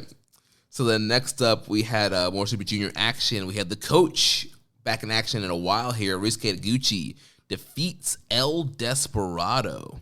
I made a mistake. The match where it finished with the multiple roll-ups and then the surprise finish, it was actually Taguchi Desperado. Well, I think in the Sabre one there was Oh, okay. Similar. It wasn't probably as quite like the Taguchi Desperado, but it was a similar situation. Yeah, Taguchi Desperado. This was one where it's one of those things. Taguchi beats him. I kind of thought Despy was going to win. I think they've got big plans for him in the tournament, as far as like, especially with him and Hiromu, it seems like. But I don't know how far they're actually going to go with him. But it seemed like he could have easily beaten Taguchi here, but it wasn't in the cards for him on this night. And big match, Taguchi picks up a win in 12 minutes. Right. And I think we might be seeing the typical Gato booking here with Desperado, where he's a favorite to go in the finals, so he's going to lose some in the beginning and then maybe pick up a hot streak in the middle towards the end of the tournament and come back and get to the finals. Maybe, but he likes to do that for baby faces, and I don't really see Despy that way. Right. I mean, you could be right. I don't know. I feel like, and we'll talk about the next tag match, but I feel like that's what he's doing for another team here. But we've seen him multiple times when there's blocks running congruently that he does it for multiple participants. So that's possible. Right. We do have a question here. Kevin from DC. He says, since Rich Taguchi was the 69th IWGP Junior Heavyweight Champion and he held aspirations of being the 69th IWGP Heavyweight Champion, it stands to reason that he will make it to compete in Best of Super Juniors 69, right? I kid, of course, but it still amazes me how good Taguchi can be when he takes this whole wrestling thing seriously. Would you like to see Taguchi gear up for at least one more singles push towards the belt, or are you content with him being a lovable dork 11 months out of the year? Yeah, I'm fine with him being slotted where he's slotted. I mean, when he's called upon to have a good match, he can definitely do it. And the thing is like, I don't really adore the Taguchi pervert coach gimmick the same way everybody else does. I kind of tolerate it. I don't hate it. I thought you were a fan of that. No, I mean, it's funny, but I don't like it the way I like Yano. Like, and the ass play, there's too much ass play. Like, I'm not into that shit. But maybe Taguchi needs to go join the gun club. Oh yeah. But he's way better than everyone in the gun club, though. He is. But yeah, I mean, everybody in New Japan really is a fantastic, like, top level worker, regardless of whether they get to show it or not, or it's called upon for them to do that. But I'm fine with where Taguchi is. I mean, I don't need him in my junior title matches unless he's there to, like, pad someone's record or something. Right. Or you want to do like a title match at like Fantastica Mania or something, or kind of a smaller show or Road to show, something that's not going to be on that kind of big, platform, a big show, because he can still deliver in a matchup. But yeah, I wouldn't want him, being in a big situation like that all the time. If they want to bring back the NWA Junior Championship and have him rock that shit, I'm cool with that. Oh man, just what we need, more titles. It's the NWA's title, sir. I don't even know why people complain about New Japan having so many titles. It's very clear. There are IWGP titles, and then there's Never titles. Two totally different. And then there's KOPW. Yeah, these are three completely independent. And then there's Rev Pro. Right, exactly. And then CMLL and Ring of Honor. Ring of Honor. It's the same shit, bro.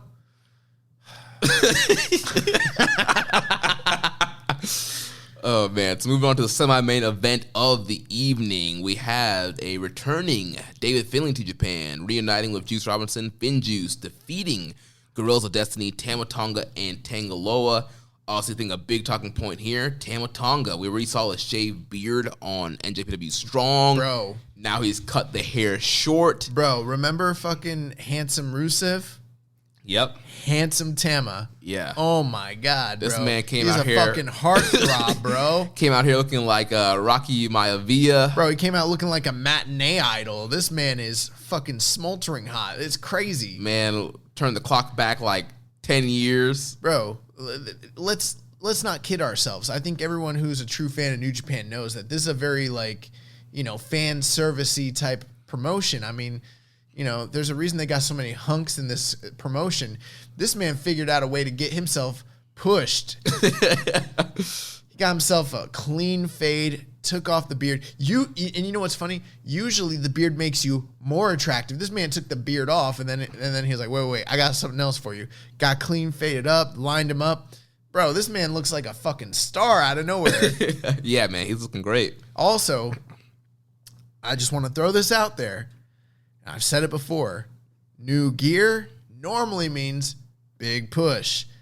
I can't remember the last time the Gorillas of Destiny came out in the same fucking gear. These guys were both in the exact same colors. New gear. Like, come on. It might be a sign there. They're winning this shit. So yeah, we had this matchup here. They lost this first matchup here though. In a Finn Juice. Yeah, the rematch in this. We've seen these guys rival at the end of the World Tag League last year, and then they had the Dome match where Finn Juice won the tag titles from GOD, and Finn Juice picking up another win here. And I think these guys have pretty good chemistry. I thought this was a really good matchup here. I thought all guys look really good. Finley looking good coming back from NJPW Strong. And Finn Juice getting the win here. They used a Doomsday device to pick up the big win here. Yeah, I thought both teams looked good. They've got a lot of chemistry. It wasn't my favorite match they've ever had, but for the evening, I would probably put this about on the same level as that Chaos versus Dangerous Techers match. Yeah. I would go about 3.5 for both of them, I guess. Yeah. But yeah, 16 minutes, 42 seconds. This was a good semi-main event. And like you mentioned earlier, sometimes Gato likes to give early losses to teams that are favored. I think that's what's happening with GOD. We'll have to wait and see, but that's what it looks like for me here, at least off of the first night. Yeah. And so we had a question here from Reddit user Jamanis. He says, in the semi-main event, was the Finn Juice finisher a tribute to the Road Warriors? Have they done the Doomsday device before? I appreciate the question. I don't like to make fun of anyone's questions because we do appreciate your questions, but just for future reference, anytime anybody does the Doomsday device, it is always in tribute to the motherfucking Road Warriors. It's impossible to do that move and it not be a tribute to them. Yeah, and I'm not sure. Also, we know we had Road Warrior Animal passing away recently, so I don't know if that was kind of a shout out there. I can't recall Finn Juice ever doing a Doomsday device before. Didn't they do a move like this and Finley hurt himself with the shoulder that one time? Yeah, there was some kind of double team thing they were trying to do. That's where Finley the shoulder injury came from. It might have been a Doomsday device. It might have been, yeah. And so then the main event of the evening, we capped off with the Best of Super Juniors with a rematch of the 2018 Best of Super Junior Finals rematch from Summer Struggle in Jingu. Hiromu Takahashi, the ticking time bomb, defeats Samoan Soldier Taiji Ishimori 20 minutes and 6 seconds. Do you remember when Michael Scott bought his new condo and then he was like, where are all the hot young singles that were promised in the brochure? Because I've been looking around and I don't see them. He's like, best I can tell, I'm the best looking person in the community. Yeah. And then like right after that, he's like, there's kind of a rule when you're buying a place. You don't want to be the best looking person in the community because there's nowhere to go but down. That's how I feel about this match. This might already be the best match of the tournament based on who's in it. And that kind of makes me feel like there's nowhere to go but down from here. Yeah, this match was awesome. They started off with a fast pace. They started off attempting finishers. Hiromu looking for Bloody Cross. Hiromu looking for Time Bomb, Taiji looking for Bloody Cross, and just kind of going wild from there. Taiji working over Hiromu's neck. Majority of the match, that surgically repaired neck. There was a crazy pile driver spot on the apron. I loved it. That Taiji did to Hiromu that I freaking jumped off the couch for when that happened. And Kevin Kelly's, when he gets to watch it and calls it, he's going to be talking about the surgically repaired neck of Hiromu Takahashi. Yeah, and apparently Kevin Kelly's going to have somebody special on for the English commentary. Yeah, someone commented on his tweet. Yes, they tagged us and they're like, "Is it gonna be freaking what's his name? The Genius." Yeah, the genius Lanny Poffo, and like Kevin Kelly didn't seem like he liked that shit. Yeah, you had that gif of like. But yeah, some great spots in this match. There was also another spot I loved where Taiji's going for the golden triangle. To the outside, Hiromu catches him and then slams him off of that to the outside. That was, and it was literally right after the pile driver spot. So he's selling, and then the Golden Triangle onto the dazed Hiromu, who's just been, pile driver, and then he catches the man and fucking, power slam. What? I don't even know what that move is. I think didn't he just like power slam him? No, it was a sit out. He did like a Falcon Arrow type move, right? It was almost like a Falcon Arrow. Yeah. But it was like a power slam position. So he caught him and then like brought him down. And almost kind of like a Michinoku driver, kind of. Similar. Yeah, but not different. quite, yeah. Well, that one's a power slam. And right. This is, that one's like a body slam. This is like a power slam. So it's different. Yeah. But yeah, it was awesome. And it was on the cement. Yeah. It's crazy. So yeah, awesome match. This is, I went 4.25 on this match. The only match this night that I would give above 4 stars or even in the 4-star range. Yeah, I really enjoyed it. But with that being said, we've had such a dearth of good junior matches this year that like had this occurred in like last year's voting period, it would already be a candidate for junior match of the year. Yeah. So that's a good sign.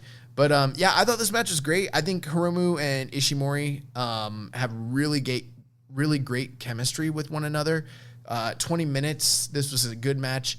At first watching it, I thought we were on pace to maybe outdo the Jingu match, but when it was all said and done, I think I still like that Jingu match a little better than this. Yeah, I like the Jingu match better also. Plus, the crowd was a little worn out after, 9 other matches. Yeah. But still really good. Hiromu won. That's a big victory for him to, even if he is favored to win the tournament, but even if he doesn't win the tournament, the fact that he has a clean pinfall victory over the reigning IWGP champion, that may or may not entitle him to a title shot down the line. Yeah, he did tease that in the post-match promo. He's like, I beat the champion. Where's my title shot? He's like, just kidding. This is about Best of Super Juniors. So I need to keep on winning. So he was kind of joking about it in the post-match promo, but definitely, like we mentioned last week, we could end up with some kind of 4-way scenario at the Dome. So with Hiromu being one of the guys that now has a victory over the champion, you could kind of slot Hiromu into the title match, even if he doesn't end up winning the tournament. Good booking, or good foresight. That's absolutely true. So that's our first night. We had a lot of questions regarding that. We had one last question here from Just a Little Barrow 1. He said, okay, now that it started, who scores more wins in the Super Juniors, Doki or Uemura? It's got to be Doki. It's got to be Doki. But here's one thing I will say. Do I expect Uemura to go winless after, 9 matches? Yes. Is it impossible that he picks up a win over someone like, say, Doki? It's not impossible, especially when it's a single block. It kind of lends itself more to someone. Now, granted, like last year, if they'd had a block, like remember the single block World Tag League was like massive. Yeah. They had like, 15, 20 people. Yeah, it's like 20 teams in a single block, something like that. If you do that, then you have to kind of give a win to like one of those Young Lion type teams. But, with only 10 guys, it's far more unlikely, but it is possible he might pick up a win. Yeah. That'd be a big sign if he did. Yeah. But he's probably going winless. Yeah, and something, I forgot who I saw tweet this, but they were saying the cool thing about Uemura being in the Super Juniors is it's almost like a trial series for him, like the Kitamura trial series we got where he had those like big like singles matches coming up, and then now he's getting these like 9 big singles matches kind of coming up here. Yeah, I guess. I mean, Narita was in it last year. Yeah. So, Narita's better. So, yeah, so the standings for Super Juniors, pretty simple right now. On the top with 2 points, we have Hiromu, Taguchi, Sho, Eagles, and Master Wato. And then with 0 points, with 1 loss, we have Uemura, Doki, Bushi, Despi, and Taiji Ishimori. Well, Jeremy, I didn't watch Night 2, which is the World Tag League, November 16th, but we've got the results here. So why don't you take us through it? And I'll add some color if I want to. But we were going to work a gimmick here where I was going to, on the air, try to stay spoiler free, but I couldn't flesh out the bit in my head enough. So yeah, so World Tag League Night 2 kicked off with Young Lion action. It looks like the C block is back. We had the Suji has brought his trophy back. Yeah, we saw the picture. Finley has brought him the trophy. He has a T-shirt. So we had the C block champion in action here. He defeats Gabriel Kidd, 7 minutes and 36 seconds. It's an opening Young Lion match. Really good. Your typical 3-star affair here. Suchi gets the win with the Boston Crab. Both guys look good and really enjoyed it. So then we move on to the first tag league match of the evening. We have Bullet Club versus Bullet Club as the Gorillas of Destiny, Tama Tonga Tangaloa, defeated Bad Luck Fale and Chase Owens. And of course, we failed to mention that Jado has been back with GOD here. Master Heater coming out with the kendo stick. I kind of forgot. And beginning of the match, all 5 guys, they do the 2 sweet together. Seems like it's going to be, everything's fun and nice. And then Tama kind of jumps Chase right after that. Oh, that's crazy. Are you serious? Yeah. They've never done that before. It's wild.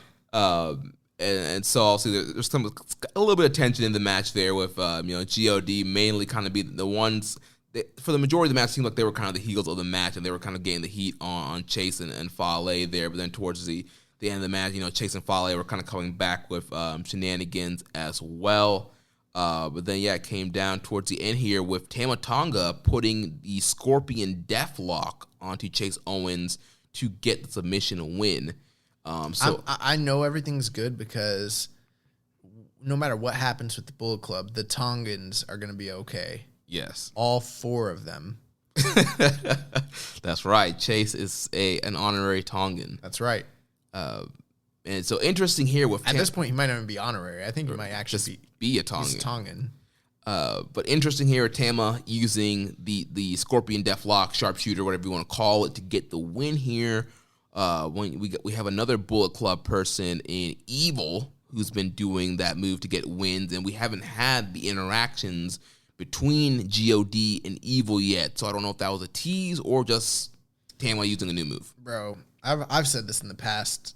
Tama Tonga is a sting mark.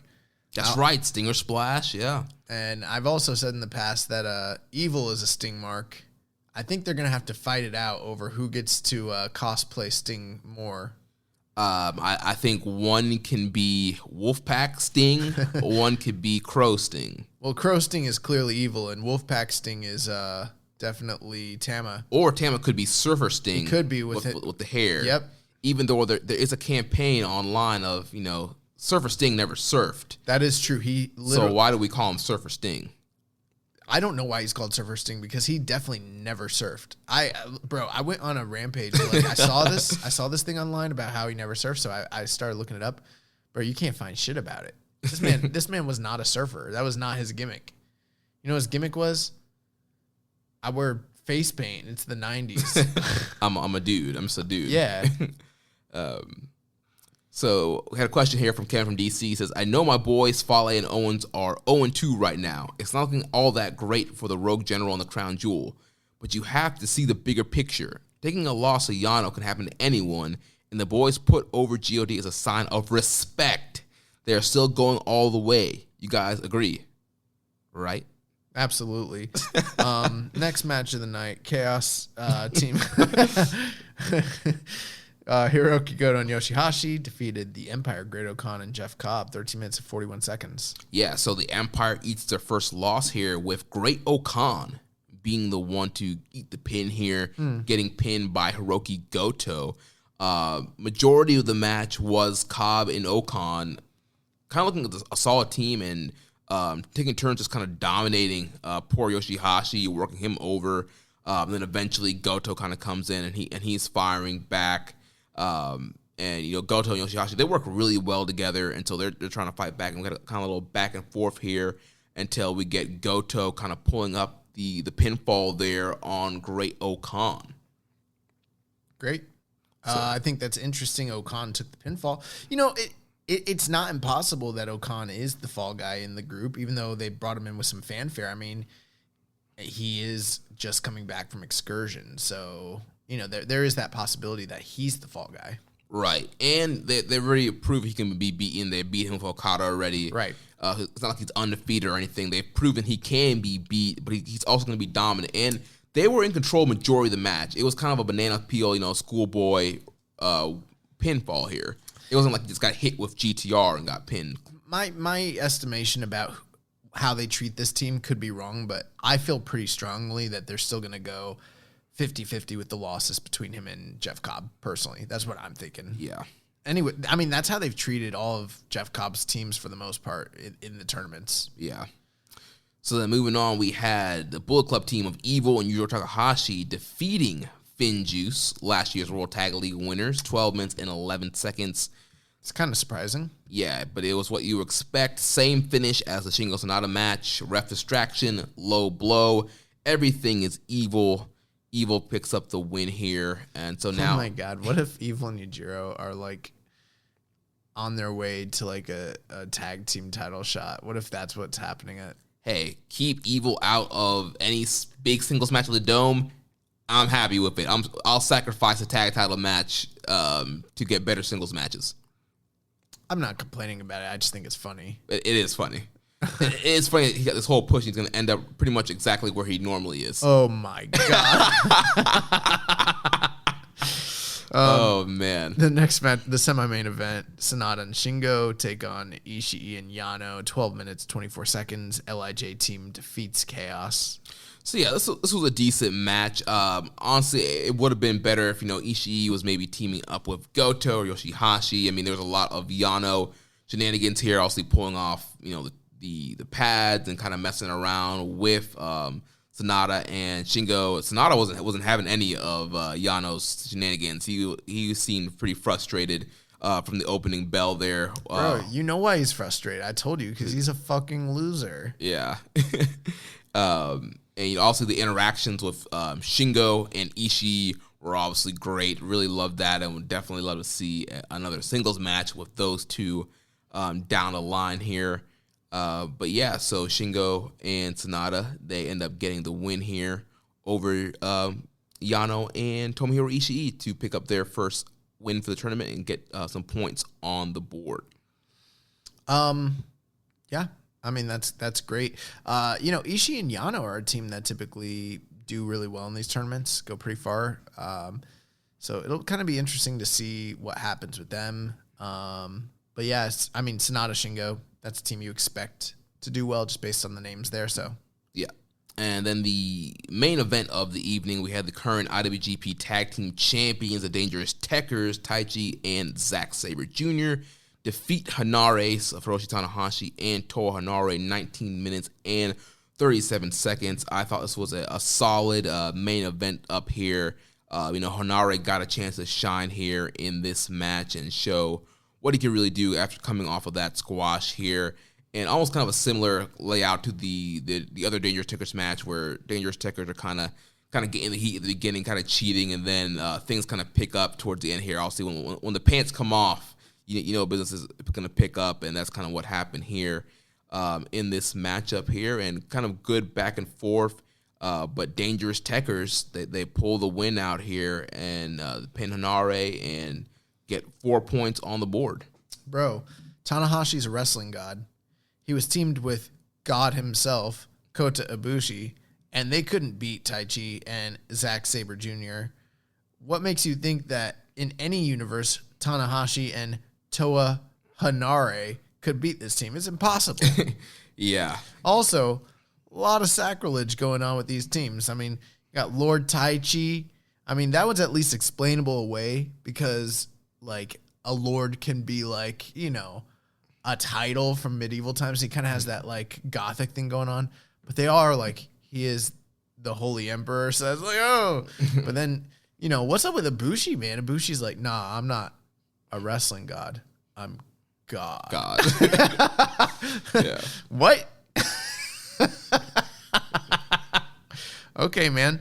19 minutes, 37 seconds. It sounds like probably match of the night. Yeah, I'll say it's the match of the night. I went 3.5 on it. It sounds like I don't need to watch any of this. I mean, honestly, yeah, I mean...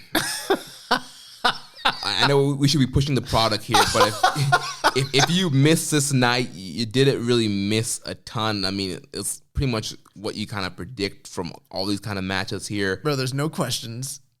There's no story elements that you've pointed out. You've just given me a couple results from the night, and that's about it. Yeah, I mean, most of the booking was pretty parody based too. Right. And one thing I'll see, we had the knee injury attack from Okan to Tanahashi. We got the signature Tekker's destroyed Tanahashi's knee spot with, holding him in the ropes, and Sabre was just destroying the knees that Okan had worked on. So that was kind of part of the reason why Tanahashi was kind of, down in this match. And a lot of the load relied on Hanare here, but Hanare could not get it done. In the post-match promo for Dangerous Tekkers backstage, they were talking about their plan. Their plan is to win the Tag League and not have to defend the titles at Wrestle Kingdom. They want to have the night off. They want to relax and not have to defend the titles. Who said that? Taichi and Sabre. Oh, so y'all want to miss out on the biggest payday of the year? Okay. That's exactly what I was thinking. Makes no sense. Idiots. So yeah, that wraps up World Tag League. So the standings right now, on top of the block, we have your MVPs, I guess. Yeah, we have the Dangerous Tekkers 2-0, also tied 2-0. We have Evil and Yujiro. Then all tied with 1-1. We have Finjuice, God, Goto and Yoshihashi, Empire, LIJ, and Chaos. And then at the bottom of the block with 0 points, 0-2, we have Hanares and the Bullet Club team of Bad Luck Fale and Chase Owens. Nice.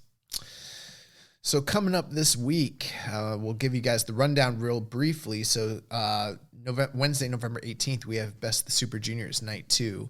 On that evening, we have Kojima and Honma taking on Gabe Kidd and Yuji Nagata. Bushi against Yuya Yamura. Robbie Eagles against Master Wato. Doki against Sho. Ryozuki Taguchi versus Taiji Ishimori in the semi-main event. And then the main event is El Desperado versus Hiromu Takahashi. One brief thing on that. So Hiromu has brought back his book, and at the end of the match when he was walking out, I think it's on the cover, he's got a big picture of Desperado. So, the feud between these guys, pretty storied. It's been leading to this for a while now. We're finally getting the singles match that we've been waiting for most of the year between these two guys. Yeah, that's definitely the match to have circled on this night. Definitely looking forward to this main event. And yeah, it should be probably match of the night. Thursday, November 19th, Kojima and Hanma versus Tsuji and Nagata will open up the night. That almost sounds better than most of the tag league matches. After that, we've got the Bullet Club team of Owens and Fale against the Empire. After that, Finjuice will be taking on Hanar Ace. God against Bullet Club team of Evil and Yujiro Takahashi. That will be interesting. First interactions between, these guys. After that, you've got the Chaos team of Ishii and Yano against the Chaos team of Goto and Yoshihashi. So faction, rivalry. And then the main event will be Dangerous Tekkers against LIJ team of Sonata and Shingo Takagi. Yeah, once again, I think that the main event here is the match of circle and keep your eyes on. Dangerous Tekkers are a great team. I like the team of Sonata and Shingo. We've seen that we've seen that Sonata and Sabre typically have great chemistry. I just think all four of these guys will gel really well together, and it should be a great main event here. Hot take: Dangerous Tekkers are my favorite heavyweight tag team in New Japan since War Machine. And you loved War Machine. I like War Machine a lot better than them, but right. Yeah, I love War Machine. But yeah, I mean, this is clearly like the best heavyweight tag team they've had in years. Yeah, solid team. Friday, November 20th, Super Juniors Night 3, we've got Kojima and Honma opening up against Gabe Kidd and Yuji Nagata. I'm not sure how they're going to do C-Block with all these tag matches, but yeah. Yeah, I guess, unless it's like a C-Block tag tournament. I don't know. Desperado against Yuya Yamura in the first match. Taiji Ishimori against Doki. Ryozuki Taguchi against Master Wato. Semi-main event, we got Eagles and Sho, both from Chaos. And then the main event is Bushi against Hiromu Takahashi, both from LIJ. Yeah, so that should be very interesting. LIJ versus LIJ face-off there. That should be a pretty good match. But the match that I'm going to circle here for this one to look Eagles and Sho. Yeah, keep your eyes out. Eagles and Sho. Especially, we got a 6-match card here. These matches are going to get time to breathe. They're going to get some time here in that semi-main event. Both guys are, awesome. So that should be a really solid match. Sho's going to be trying to work over the arm to either apply the arm bar or try to, work the shock arrow. And Eagle's going to be working over the leg to look for that Ron Miller special. So should be an interesting clash of styles and an interesting matchup there. One other interesting thing, Desperado is opening up against Yumura after having headlined against Hiromu. I'm going to take a guess right now and say he loses that match, means he's going to be 0-2 after the first 2 nights, and on night 3, he'll be looking to rebound and start the comeback trail against Yumura. I think that's a pretty likely scenario. Yeah, I can see that happening.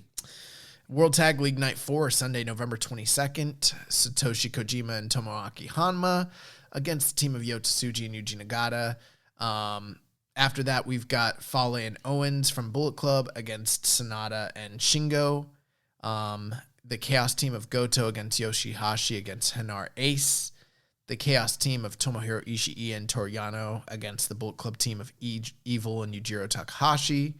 The semi-main event is Finjuice against the Empire, and then the main event, GOD against the Dangerous Techers. Yeah, so for what I'm circling here, I'm probably going to say Finjuice versus the Empire could end up being the match of the night. Finlay and Juice are just great baby faces, and they're probably going to work from underneath and getting bruised by Okan and Cobb. I agree with you from an in-ring standpoint. It has a lot of potential, especially since Cobb's worked with both of these guys in the past. But, I mean, GOD against Dangerous Techers, first time, I think. No, it can't be. They've had to have gone against. Because they were in the tag league last year. Yeah. But I remember that match being good. And this is the first time since the Techers have really solidified themselves as, like, championship status. So, they're kind of the guys who have been running the division since GOD's been gone. GOD's back. I think that's kind of a pretty big main event there. And also, it'll be interesting to see if GOD's able to kind of raise their game to match what, Dangerous Techers been, putting out there. Right. So, yeah, should be an interesting main event there. And I think that will be everything that we'll be covering up till next week's recording. Listen, I got to tell you, Jeremy. Guys, tune in next week because here's some benefits. Let me sell you on this for a second. Number one, we're going to watch this shit. You don't even have to watch it all. We're going to watch it for you. And not only that, we're going to entertain you. We're going to give you all the jokes. Come back. But I'm not looking forward to watching any of this. I'm looking forward to the Super Junior nights. Some of it, but it's not like it's not Super Juniors to me. It's like what I mentioned earlier. I mean, I don't know. I'm looking at it and I'm like, Doki Show, I guess, could be okay. I mean, hey, I'm an advocate for the juniors. I love them, but Taguchi and Wato, that's not it. I don't know, man. Yeah. But we're going to watch it all. We're going to give you guys the best coverage for it next week. I wanted to have like in-depth coverage and have us like talk about like what we're looking forward to. But I mean, we did that here, but I mean, I'm not really that like bought in. Like the one match in the whole tournament that was like, man, there's a few, but for the juniors, like the one was probably Ishimori and Hiromu, and it happened. And I'm like, maybe like Sho and Hiromu, maybe Eagles and Hiromu, but I don't know, man. I think that might be like the high point of the tournament for right now. I don't know. I feel like Eagles and Sho are going to over deliver. I hope so. Maybe it will. So we'll see what happens there. We'll see. Now it's time to head back over stateside. New Japan Strong. We had a New Japan Showdown night 1 this past Friday. We had Adrian Quest and Alex Zane defeating the team of ACH and Blake Christian. We had the return of Filthy Tom Lawler defeating Fred Rosser, and Filthy Tom being accompanied by one of your favorites, Russ Taylor and J.R. Kratos, to form the New Japan version of Team Filthy. So that's a little bit of interesting development there. And bro, that's a team that I'm gonna like stand for super hard. Yeah. And this Filthy Tom Fred Rosser match was pretty good. I saw people online saying it was the best New Japan Strong match so far. Yeah, it was a really solid matchup. Definitely, I think it's worth checking out from this show if you watch Strong and want to catch up. We also had Brody King, Juice Robinson, and Carl Fredericks defeating the Bullet Club team of Chase Owens, Jay White, and Tangaloa. Oh shit! Carl Fredericks beat Jay White. Then in the main event of the evening, we had Tama Tonga, pre-haircut Tama Tonga defeating PJ Black, getting a big singles win there. Then next week on night 2 of New Japan Showdown is going to open up with Clark Connors and the DKC versus the Regal Twins. Russ Taylor will be taking on Rocky Romero. Oh, that's going to be good. Jeff Cobb will be taking on Kratos. And then in the main event of the evening, Kenta will be defending his briefcase against David Finlay. Nice. And, the one thing that, we didn't talk about, we never really talked about here when we talk about Strong. Another thing that's bothered me about Strong is the fact that there's not continuity between the two shows. Right. It kind of lives in its own universe. Like in New Japan, in Japan, like they talk about Strong, and they also Kenta comes over with a briefcase, like stuff that's happened on Strong is kind of brought up in New Japan proper. Bro, Kenta's gonna fucking walk out with a completely intact briefcase against Finlay, isn't he? Probably, and with his hair, with his long hair. He's gonna have his fucking long ass hair. And like, I get it; these were taped. No, bro, there's no excuse. Listen, this man fucking Will Ospreay literally months ago, like worked it out with New Japan and said, okay, when am I going heel? All right, that's when I'm going to introduce my heel persona on the pre-taped shows that they've been doing for Rev Pro. Attention to detail. That's what this man has. And like as soon as he was heel and it was aired in New Japan, the episodes that started rolling out for these what are they called anyways? Rev Pro, the high stakes series. The high stakes series. This man's a fucking heel right out the gate. Like, he had the forethought. He changed his gimmick. He changed his attire. Everything. That means he's been working on this and planning for it. It's not perfect, but like he at least had the forethought. They're over here. I bet you Cobb's gonna be a face next week. Yep. Yeah, I was thinking about that. I was like, Cobb's gonna be a face. Kenta's gonna have his long ass hair. Tama Tonga still got his long hair. Yeah. Like, whatever. And like, they don't mention like on commentary any of like the New Japan storylines of what's going on with these guys. Like, Tama Tonga's, GOD, they're in the World Tag League. Bro, I get it, but they don't pay Kevin Kelly enough to do that shit. Like, that man's like basically doing them a favor at this point. It's like, all right, fuck, I gotta work with what's your boy's name? What's his name? Teen with Rocky. Kozlov, Alex Kozlov. Bro, I bet you Alex Kozlov is the surprise for the World Tag League. Oh God. Oh man. But yeah, they don't pay that man enough. Like, he's gonna go in there, he's gonna do a professional ass job, but he's not gonna like fill in all the voids. Like, it's not New Japan proper, it's a little weird side thing. Yeah, so yeah, it's like when you used to watch, I don't know if you remember this, but like WCW like used to pre-tape their shit, and like it'd be weird, like someone would lose their, do you know about this? Well, like, yeah, somebody would like lose the belt on the taping. Tapes. Yeah. And then they'd have to work all the house shows as not the champions until that episode aired. Right. Yeah. So like, and shit, but sometimes like they would tape something ahead of time and then things would change and like stuff didn't line up. That's what this kind of feels like. Or like WWF Superstars was like sort of like that too sometimes. Yeah. And it just kind of brings you out of it. It's like, yes, I know it's taped ahead of time, but now these guys are like, their looks are different currently. Bro, Jeremy, I mean, I get what you're saying, but you can't be brought out of it if you never were in to begin with. Ahead. I don't know. I was in during the Lions Break Collision. Oh, bro, I loved Lions Break Collision. I loved it, and then I've hated Strong. I thought it was so cool at first, but after like episode, I was like, I don't know, man. And another episode, I don't know. And then the third episode, I was like, Chief. Maybe we'll be in Super J Cup December 12th. That'll probably be the best showing of New Japan of America this year.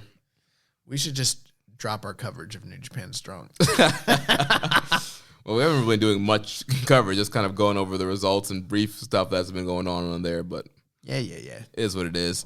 Some quick news items here. So New Year's Dash will be hitting the Tokyo Dome City Hall on January 6th. New Japan will be returning to Tokyo Dome City Hall for the first time since 2012. So that should be a very interesting venue there for New Year's Dash, and should be an interesting night following 2 nights of Wrestle Kingdom once again. Then free match of the week, World Tag League 2015, November 21st. Shibata and Goto against Shinsuke Nakamura and Tomohiro Ishii. So you can check that out free on NJPW World or New Japan's YouTube channel. And also on their YouTube channel, they're doing this new video, NJPW Factors. And right now they're looking at the junior heavyweight aces that have defined Best of the Super Juniors and Super J Cup. So go ahead and check that out. Now we have a few off-topic questions here that we're going to answer before we get into recommended match of the week. So first from Reddit user Viking Pain. He says, recently Suzuki has been making it a point of emphasis of using the Boston Crab on guys he sees beneath him, like when he used it on Shingo. I've been thinking about this, and I have a feeling there's more to the story than meets the eye. Now, who else uses a Boston Crab as a finish? Chris Jericho. And Jericho has said in the past that he thinks a Suzuki-Jericho match would draw big money. Thoughts on a possible Suzuki/Jericho match at Wrestle Kingdom 15? Also, since the rumors of Cobb to the Empire turned out to be true, when do you think we'll see Jericho join up with the group as well, since he was previously rumored to do so as well? That would be interesting if him using the Boston Crab is an allusion to Chris Jericho. I don't know if that's the case or not.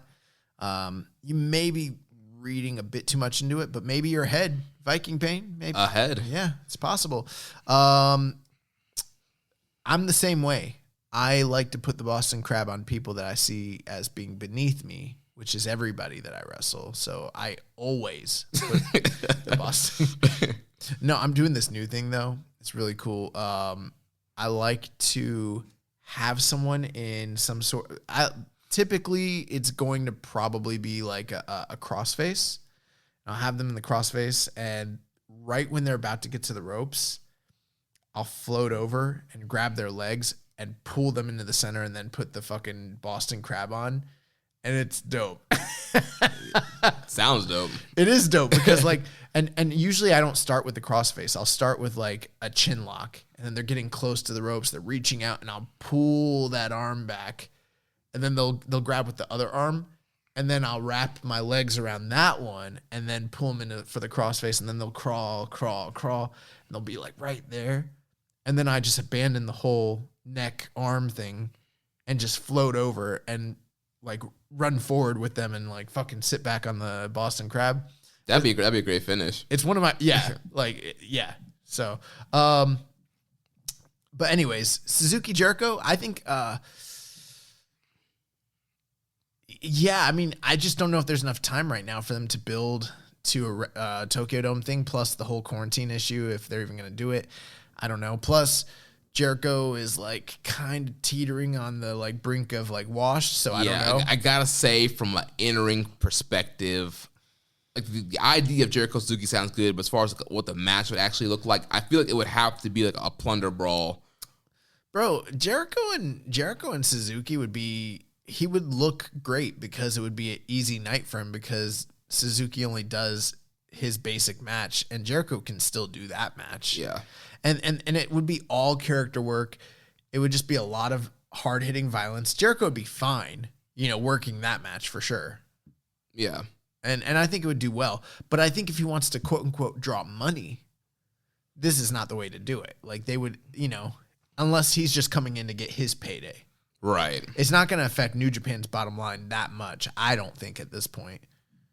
Yeah, then to a second question, if Jericho was going to join the Empire and show as part of the Empire, I feel like it would have to be in some kind of... Bro, he's Emperor Palpatine, right, I told you. Some kind of video angle that would happen like at the World Tag League Finals or whatever. Maybe you have like a big multi-man with like Ospreay, Cobb, and Okan versus... Okada, Tanahashi, and somebody else, and they could just like basically do the thing where, I don't know. I'm just spitballing. Let's say Tanahashi is like making a save, and then he's getting beat down, and then Jericho comes out. And you're like, what? And then Jericho is like acting like he's going to save Tanahashi. You think he's on his side, and you're like, oh my God, is Jericho turning? And then he turns around and he beats Juice Effect.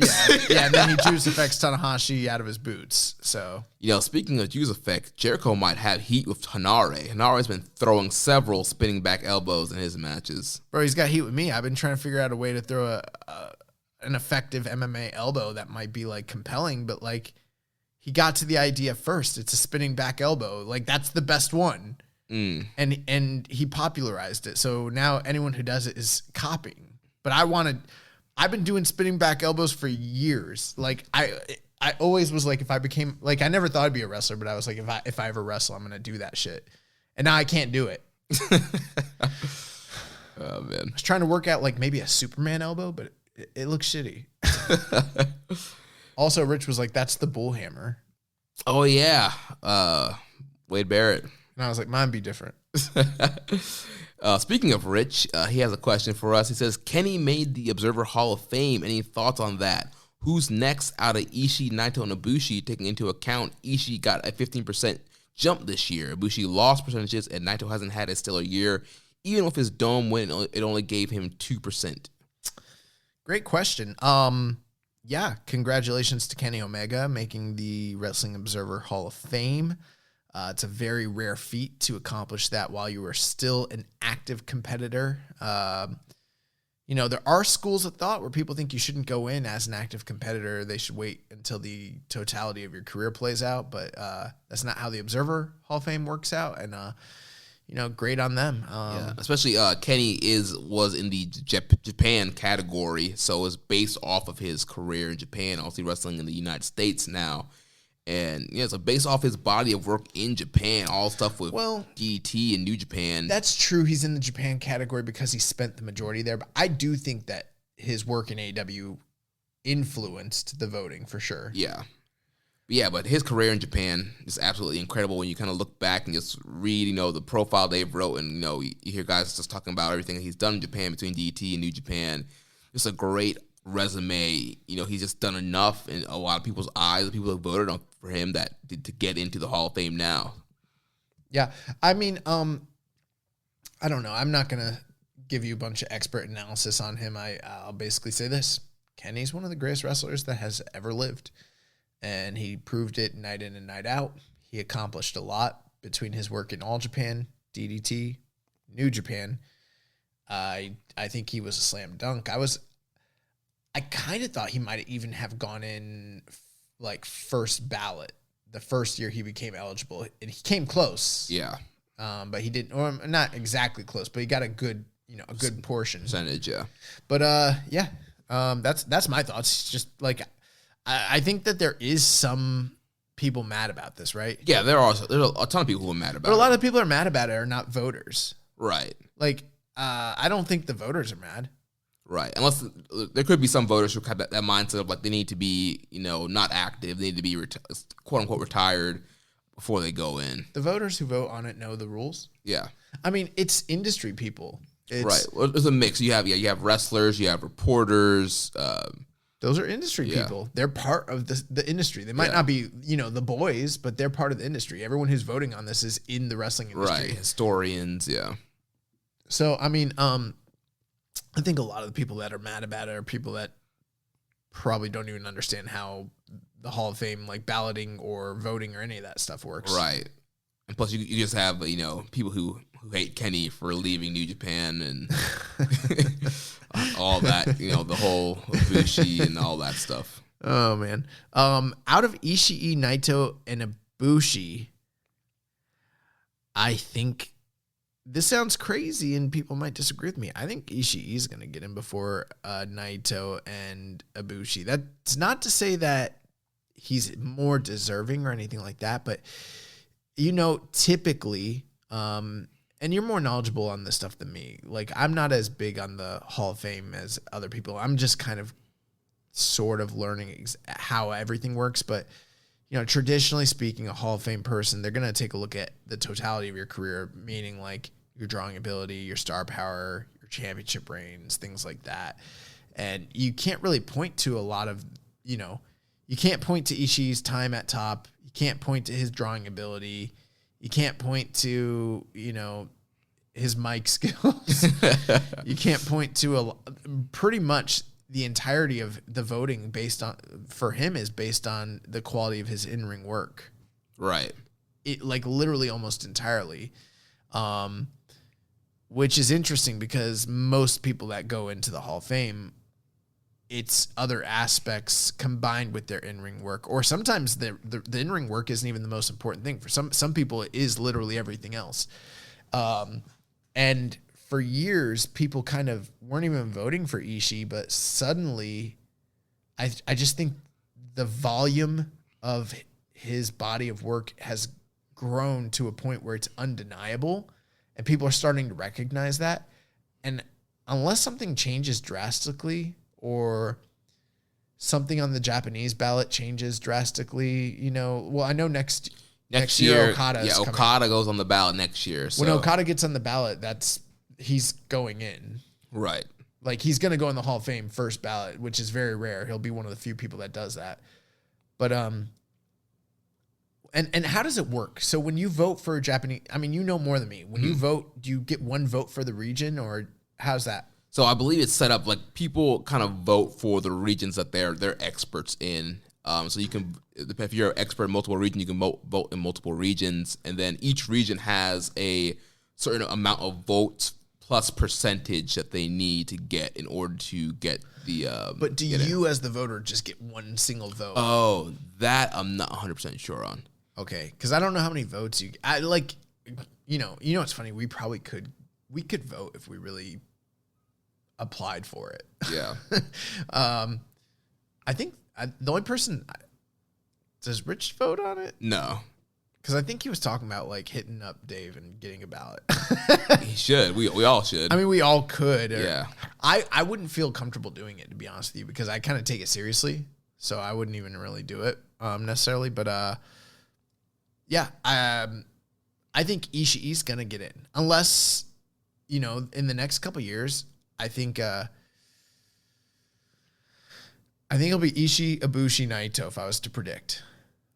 Yeah, I know Brian and Dave were kind of talking about Ishii this past weekend, and Brian was kind of seeing Ishii as similar to somebody like a Chris Benoit or Eddie Guerrero, where like the strength of them getting in the Hall of Fame was based off of their in-ring work, and he could see Ishii kind of falling in that pattern there. And like you mentioned, you really can't deny Ishii's greatness, and every year he just keeps putting out banger after banger in all his matchups. And so, yeah, I could see, obviously, Okada's going to eat up a lot of the votes next year, but I could see that Ishii kind of staying. Maybe it might not be a 15% bump next year, but over time it's going to increase. The one thing, though, I'll say Ibushi might have working for him if he wins the double goals. That's why I said that. At Tokyo Dome, I could see that, and it has a good title reign, that could sway voters next year to potentially, put some more votes towards Ibushi. Yeah, unfortunately for Naito, and he has quite a few credentials that would maybe. I don't think he's a slam dunk right now. And I know people are probably. LIJ stands are probably thinking that's crazy, but I mean, when you look at the criteria of what they're trying to aim for, when it comes to the Hall of Fame, I'm not saying he's not a Hall of Famer. I'm saying right now he's not a slam dunk, and part of it is so much of his career is defined by chasing after the top guy spot, and then the few times he's had it, whether it's his fault or not, it hasn't really panned out the way that you would expect it to be, and a lot of his drawing power and popularity is kind of based off of his work in the Intercontinental region, which I kind of think this past year hurts him. Yeah. Even though he did go up by 2%. I mean, the culmination of his big story, winning the title, having this lengthy reign. I know it was interrupted, but still, you would have kind of expected him to do a lot better. And it wasn't really this like solidifying sort of thing for him. Who knows? Maybe if there was no COVID and things were supposed to happen the way they were, and maybe he would have had a better year, and that would have changed some voters' minds. But yeah, coming back, jumping right into this evil rivalry, which produced like no good matches, and just not having great title reign, I think that hurt. I guess the way I see it with Ibushi and Naito, yeah, they do have great resumes and a lot to go off of, especially Ibushi, but they're still kind of in transit with their placement in the company. Whereas with Ishii, things are kind of solidified. Like, he's got this great body of work. It's sort of unparalleled amongst all the workers in the company. And that's not going away. It doesn't matter if, a year from now he stops working with the company. He still has that body of work, and it's always going to be pointed to. I think it's going to get him in the Hall of Fame. Yeah. Which some people who maybe are not as familiar with the company might not agree with that. But I mean, once you see the guy work, you're like, holy shit. Yeah.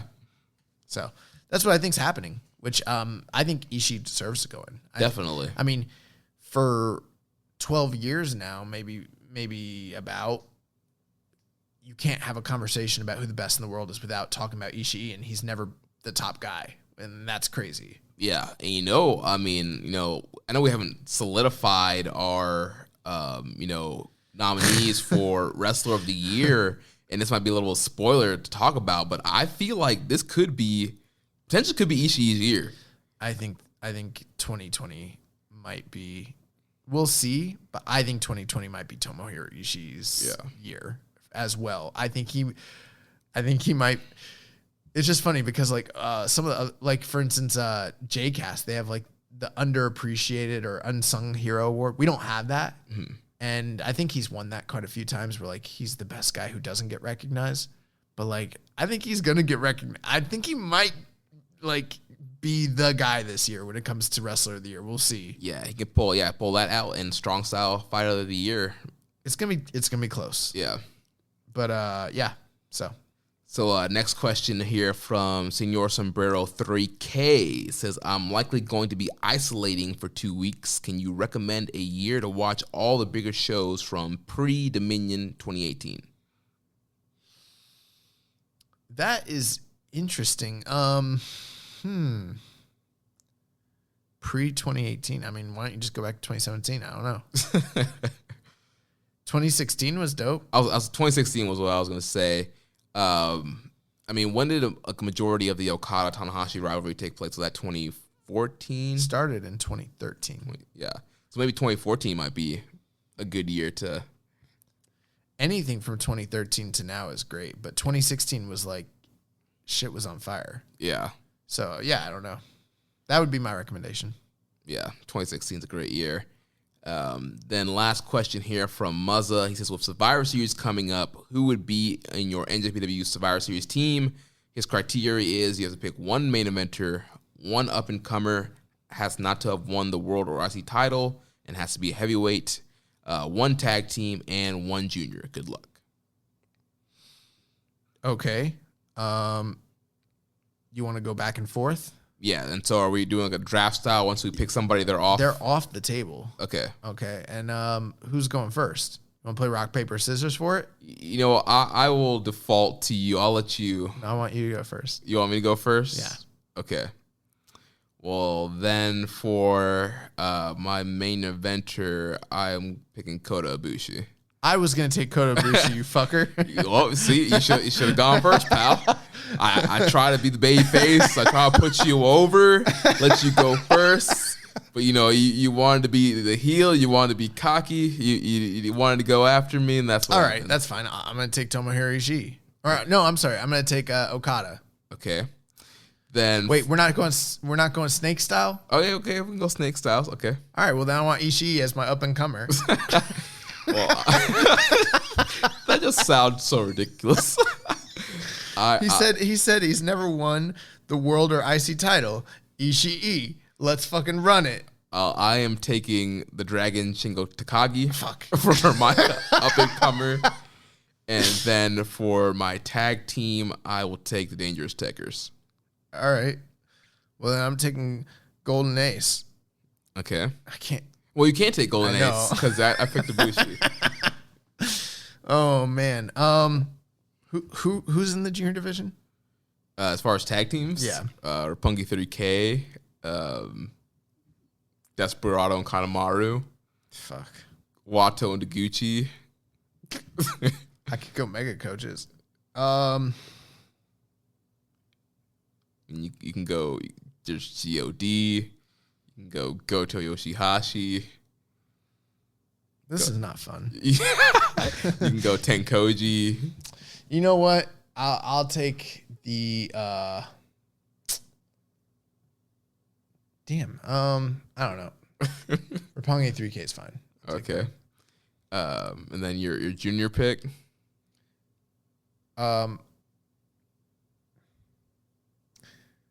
I will take. Oh, I've already got show. I'm gonna take Robbie Eagles. All right. And the only reason I'm not taking Hiromu is because my entire team is chaos, and I kept it on fucking brand because we represent day one. Well, I will go with Hiromu Takahashi. So I have a mix of LIJ. I got Dangerous Tekkers, Suzuki-gun, and then and a Hontai. So nice. I got a full mix-up there. I think our matchup would be a pretty good, if our 5-on-5, they squared off, that'd be pretty good. Yeah, but my team is way more cohesive. Mm. You know what? I want to change my tag team. I'd rather go... I definitely want to change my tag team. Can I change my tag team? Go for it. Actually, I want to change my last two picks entirely. Okay. I want Yoshihashi and Goto, and then my junior's going to be Sho. Okay. And I have a better team now. You do. That's a Raw Chaos team right there. Yeah, it's a fucking raw chaos team. I'm going to raw dog it. All right, so moving on to the recommended match of the week. Last week we had our great friend Karen on the show, and she picked a lot of positive feedback. People like Karen. Yeah, and so we'll definitely have to bring her back into the rotation of guests here. Yo, and if you are out there and you're a, competent, I mean, not just talker, like if you're out here putting in the work, reporting about New Japan, blogging about New Japan, doing shit like that, we need to see your body work, of course, but we'd like to have some more guests in the future and change some shit up, especially if you want to come talk about Tag League and Super Juniors, by all means. Yeah.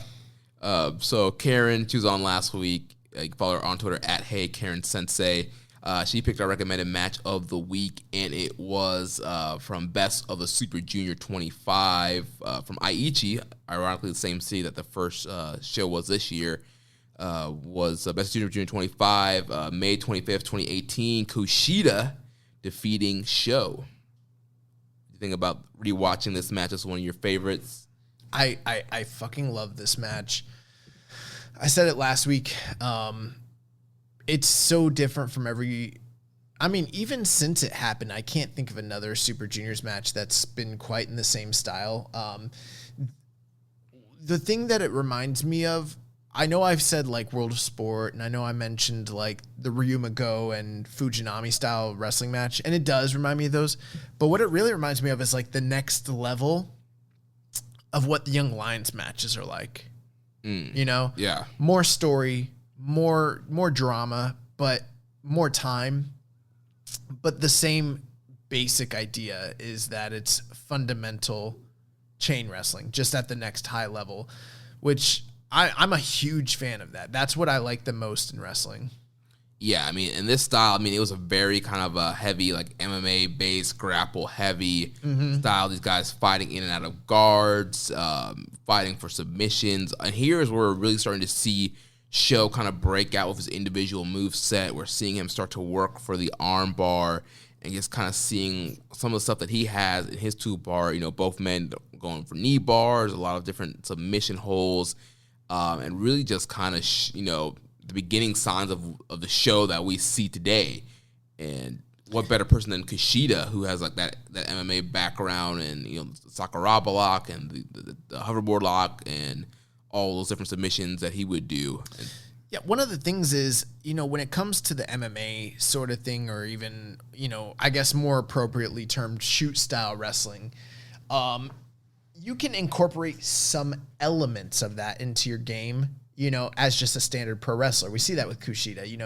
He has his standard, he has some offense spots that are MMA inspired and some, where he's taking, quote unquote, the offense, where he's the one, receiving.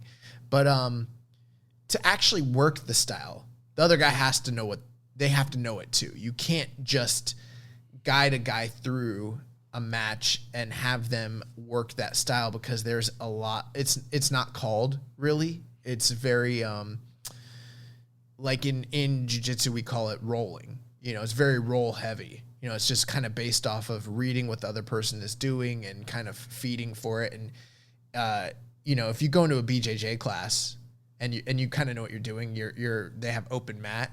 They're going to tell you today's roll day, and you're going to go like 70% is what they'll tell you. So that means like you're just working on techniques. You're not really trying to like, yak the guy's knee off or whatever. Right, yeah. In amateur wrestling, we would have days like that too. It's like you're going 50%. Don't kill the guy, but we want you to make sure you're getting the proper technique on the moves. Exactly. And that's what these guys are doing.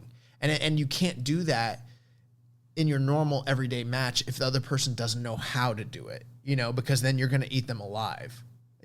That's why, like, when you see Zack Sabre doesn't, yes, it's technical wrestling, but it's almost like a quote unquote fake technical wrestling, because it's his own stylized version where he just moves around the guy and they don't have to do much.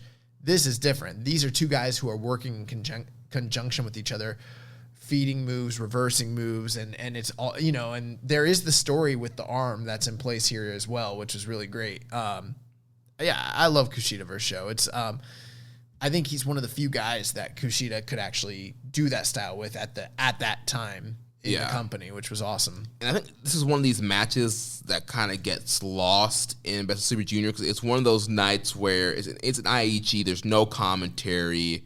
It's just kind of, in the middle of the tour, kind of one of those nights, and it kind of gets, swept under the rug, and people, you have people who are not always a big fan of the kind of grapple heavy or the shoot style, so it kind of got, swept under the rug, but it's definitely a great matchup, one of those kind of hidden gems, quote unquote, from Best of Super Junior 25.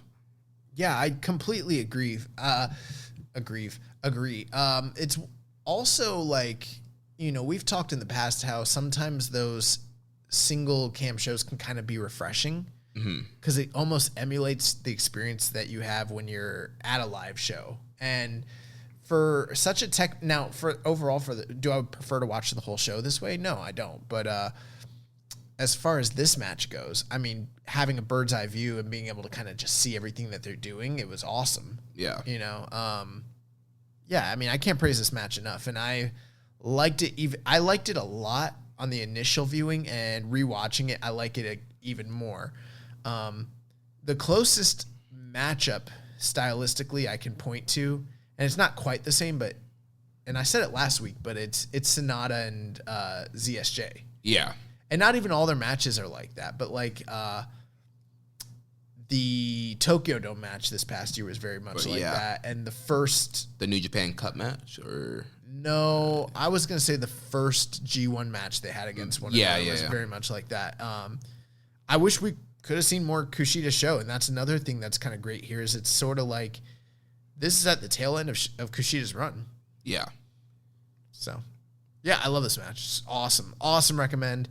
That's why we do the recommended match, because there's a lot of great shit out there that like you kind of just forget about. And I definitely kind of remembered, but until she said it, I was like, oh yeah, it's that match I love. Yeah. All right, so now it's my turn for this week's recommended match of the week. I have a banger here from us from Power Struggle 2013. The Ace, Hiroshi Tanahashi versus Tomohiro Ishii. This was awesome. My up-and-comer in the 5-man elimination series. Yeah, up-and-comer versus the Ace. Yeah. Yeah, so I can't wait to watch this. So, yeah, that's my match. You guys can go ahead and check that out. And that's going to wrap the show up this week. I know kind of a short show here for you guys. We're only, a little bit over 2 hours here. bro, this took less time than, I mean, yes, recording the show should take less time than it takes to watch the shows, but like this was less time, like by a significant amount than the first night of the freaking. Yeah. So that's going to wrap things up for this week. Next week, we'll be back to discuss all those nights of World Tag League and the Super Juniors that we previewed earlier. So stay tuned for that. Make sure you're subscribed so you don't miss a show, regardless of what day our shows end up dropping. And if you enjoyed today's show, please consider making a donation by visiting socialsuplex.com/donate and clicking on the donate button under the Keeping It Strong Style logo. Make sure to connect with us on social media. The show is at KI Strong Style. The network is at Social Suplex. You can follow me at Jeremy L. Donovan on Facebook. We're facebook.com/Social Suplex. You can also find us in the Wrestling Squared Circle Facebook group, facebook.com/group/Wrestling Squared Circle. On Instagram, we're at Social Suplex. On Reddit, on the Pro Black Guy, just Keeping It Strong Style. You can find us on Discord. There's a link to our Discord channel in the show description of this show. You can email me, Jeremy, at socialsuplex.com. Make sure you check out all the other shows on the Social Suplex Podcast Network. We have One Nation Radio, hosted by Rich Latta and James Boyd. We have the Ricky and Clyde Wrestling Show from Scotland. We have Grown Men Watch This Shit with Jeremy Tate and Chris Bryan. We have Grave Consequences with Caleb and Maserati. 8-Bit Suplex with Josh No. 2 and Sandy. We have All Things Elite with Floyd and Austin. And we have the Great Match Generator with Danny and Beast Mike. Don't forget to subscribe and leave a rating and review. And we will catch you next week on Keeping It Strong Style, the ace of podcasts. Itchy Ban. Thank you for listening to Keepin' It Strong Style. We'll see you next time.